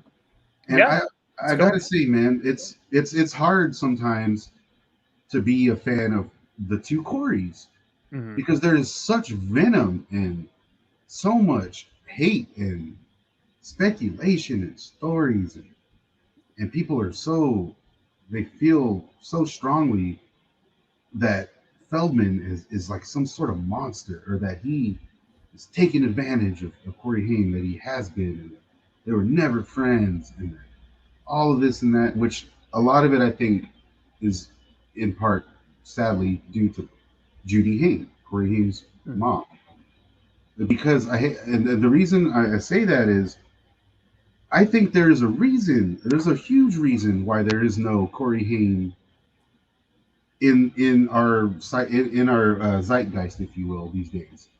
Why isn't Corey Haim bigger now? They should be more of a household name, and I think a lot of that has to do with his family, his mom, whoever is in charge of his shit, not putting it out there. Like, why isn't there like a Lucas? Why can't you buy Lucas shirts at Walmart? Why can't you find anything Corey Haim? Like you said, the Funko Pop came out. Holy shit! You know what I mean? Right. Why isn't this a bigger deal? And then you just look at I've heard interviews with Corey Haim's mom talking about how she doesn't want to let Corey Feldman. She doesn't want to say her son's name. You know what I mean? She doesn't want anything with him. They were not friends. He hated Corey Feldman. And then essentially blame him for everything. How can you blame a kid? How can you do it? I mean, I don't think that he deserves any blame, because I'm sure it was there were two kids in Hollywood, and I'm sure their decisions were made together, or everybody's their own person. I don't think Corey Haim was persuaded by any means by Corey Feldman, because bad shit was happening to Corey Haim before Corey Feldman even entered the picture. Not necessarily like he was off doing drugs and stuff, but I mean, some bad stuff had happened to him that could have affected the rest of his life pre-Corey Feldman. We already know, Yeah. So it does suck, because again, he doesn't even have a star on the Walk of Fame, right? Yeah, no. Why? Like, how is she not trying to promote that, or why are people not making that a big deal? Like, I mean, he should very well have a star there. Yeah. And I think if you were to go out there and push for it, if they were to try these things, I get why his mom doesn't want to do it. This is essentially the industry that ripped her son apart. You shoot him up, spit him out, if you will, whatever. You can go on blaming your whole fucking life. The thing is, man, is the guy had issues, and a lot of these people, like, I've been kicked out of so many Corey Haim fan clubs and fan pages for being a Corey Feldman fan. you know, Oh, because they can't have it. They put pictures of License to Drive up. They cut out Feldman. They put anything to do, which is a huge part of the guy's legacy, Corey Haim. mhm. They don't. They're not having it. Everything is his fault. Judy Haim tells the truth. Blah blah blah blah blah. Corey Haim's movies should be out there. They should be seen. Make the deals. Get 5 Corey Haim movies on one DVD in the $5 bin. Do it. Make just go all out. Just put, like why isn't there a Funko Pop of License to Drive, right? Like why not? Right? why isn't there that? You know, and to me that seems like a movie that would get plenty of people to buy. You know, to buy those toys or whatever. Same thing with like NECA, right? Like NECA. Why would they never make a Lost Boys thing and do a Corey? You know what? I would shit for a Corey Haim NECA figure. Like I would go nuts for something like that. I mean, they just put out, and I don't know how well if you know Ninja Turtles the movie, like they just put out the character Danny. Like what? Oh, really? Yeah, because all those characters now are like, hell, put me in the line. He was like an exclusive to like a loot box or whatever, but like that's such an obscure character that I'm like, man, that dude's getting one. Ernie Reyes is getting a NECA figure now, like for Kino. Dude, I'm waiting for my Vanilla Ice. Hell yeah, man. I love it. So, I mean, that's another thing. Like, NECA could easily get Vanilla Ice in the line. Easily. I'm sure Vanilla Ice would be all over a NECA action figure. Definitely. So, I'm honestly, like, Ninja Turtles is such a hot item for them. Like, I'm sure it's coming. Dude, because that would be, even if it's like a Comic-Con exclusive Vanilla Ice, something's going to happen. Maybe. You know, I got the opportunity to hang out with Vanilla Ice earlier this year. You said one of the first things I asked him was like, dude, are you getting a NECA figure made? He just shook his head and he said, man, it ain't up to me. It's a rights issue, he said. I mean, I don't know how all that works, but I'm sure if he contacted NECA and says, yo, I want you to make me, they would be all over that in 2 seconds, you know? Fuck yeah, man. Because it wouldn't just be for Turtles fans. I mean, dude, anybody would love to have a Vanilla Ice figure. Speaking of Vanilla Ice, I have something cool coming my way, Vanilla Ice related. When I get it, I'll have to show it to you. Ooh, is it a doll? Maybe I'll send you a picture. I'll send you a picture of what I'm getting. Awesome, man. So it's like I don't understand. But just real quick, just to finish this rant off real quick. I've been in so much arguments with people who tell me that I'm not a real Corey Haim fan because I'm also a Corey Feldman fan. And so, to anyone who doesn't get it, you know, I just don't think you can blame a kid for another kid's downfall. I think all that is so dishonest. And I think Judy Haim needs to really get out there and push Corey's name and make, for lack of a better word, a branding of sorts. Because people need to know. People need to know that these movies exist and that he existed and that he was that fucking good. And sadly, unless we're here talking about it or the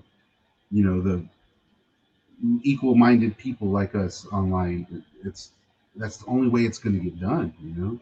And I feel like there's something more we could all do, but especially Corey's mom really, really should be pushing this.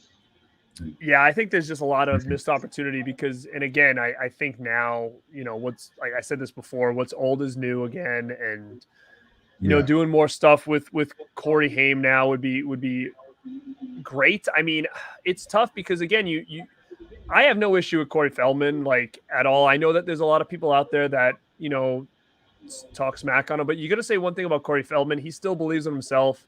He's still, you know, he's still going to put himself out there. He's still out there, which is good. And, he's doing what he wants. He's doing music. He's keeping himself going. I mean, what can you say about that? And, you know, like we talked about at the beginning of this stream, love it or hate it, everybody loved Corey Feldman and Corey Haim as kids. I mean, we all did. Like I said, you look around the room in my movie room now, and 4 or 5 posters or movies that had Corey Feldman in them. How could I deny anything from him? You know, like when it comes to just that fandom. He was my favorite Goonie growing up. Like he was my favorite one, Yeah, you know.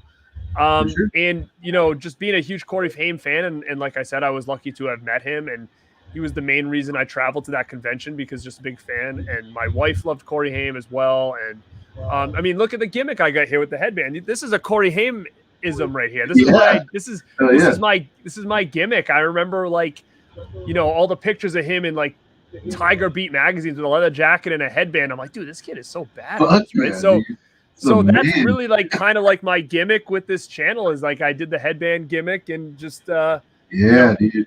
Because it was inspired by him and you know, and maybe I was thinking that it would bring back that fashion victimness. More people would start be wearing headbands with button down shirts and stuff, going out to the clubs and whatnot. But yeah, man. I mean, I don't know, guys. If anybody has anything else to say, the chat's been pretty lively, and you guys have been chatting back and forth with each other. I've been trying to get some stuff in if there was anything we could talk about. But man, thank you so much for coming on here and doing this. We've been on for over almost 3 hours. I see believe that. it or not. So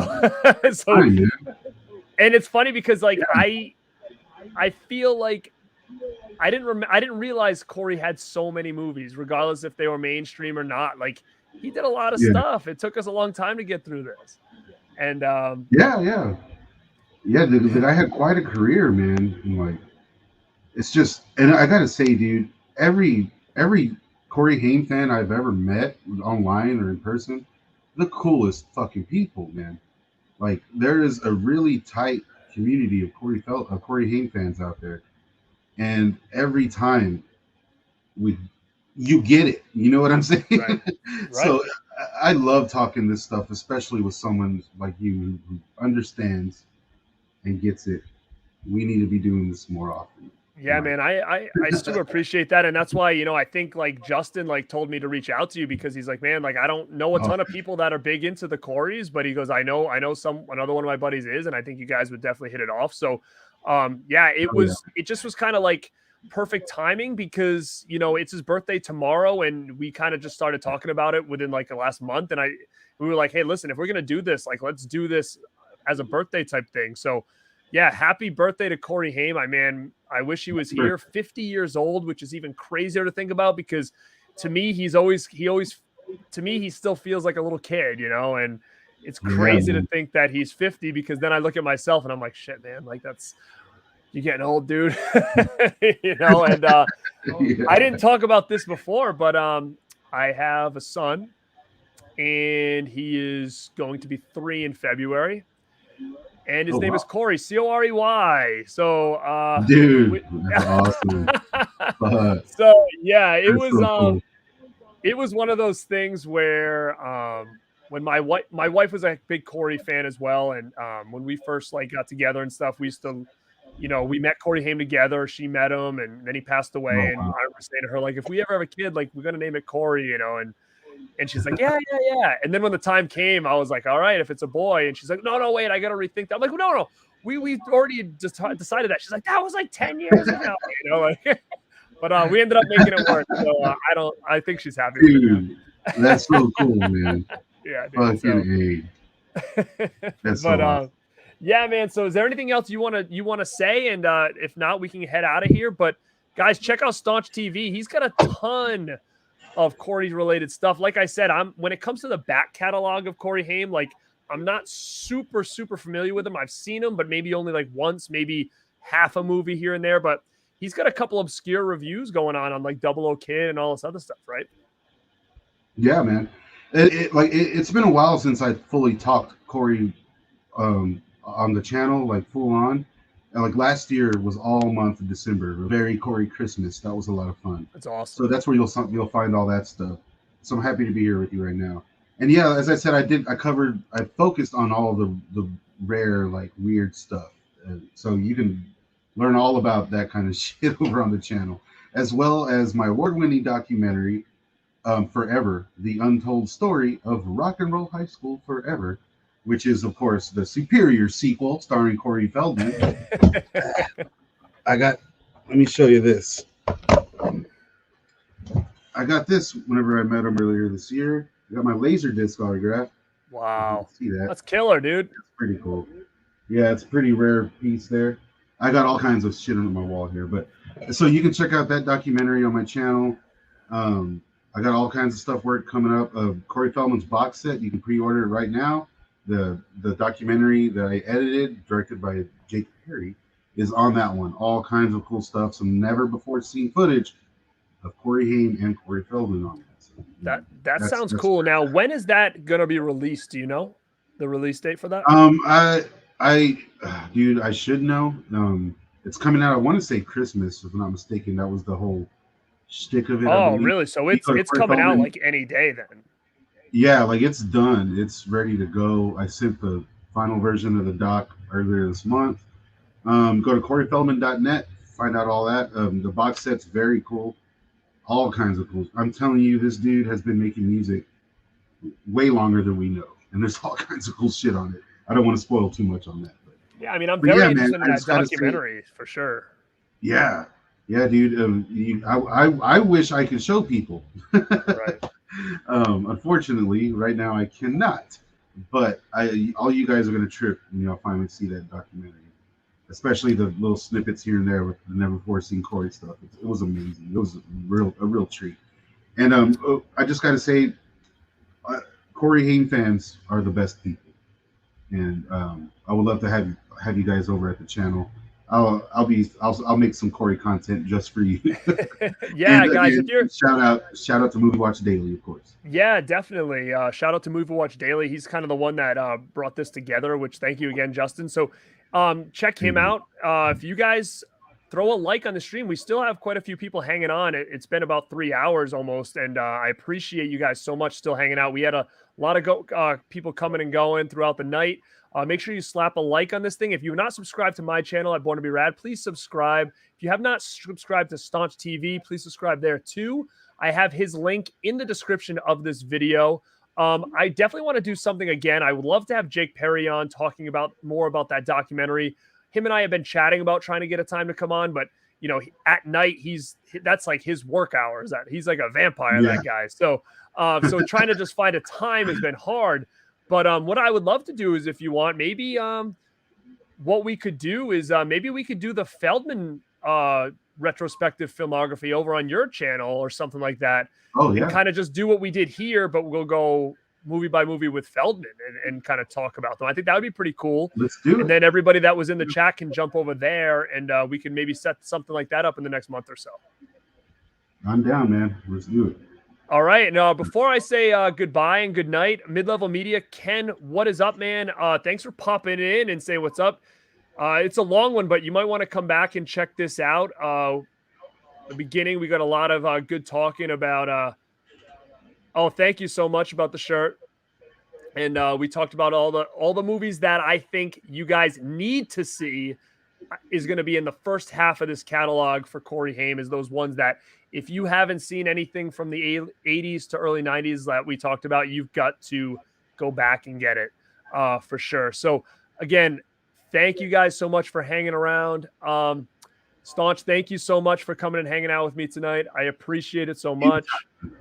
And again, give this stream a like, and like always, stay rad.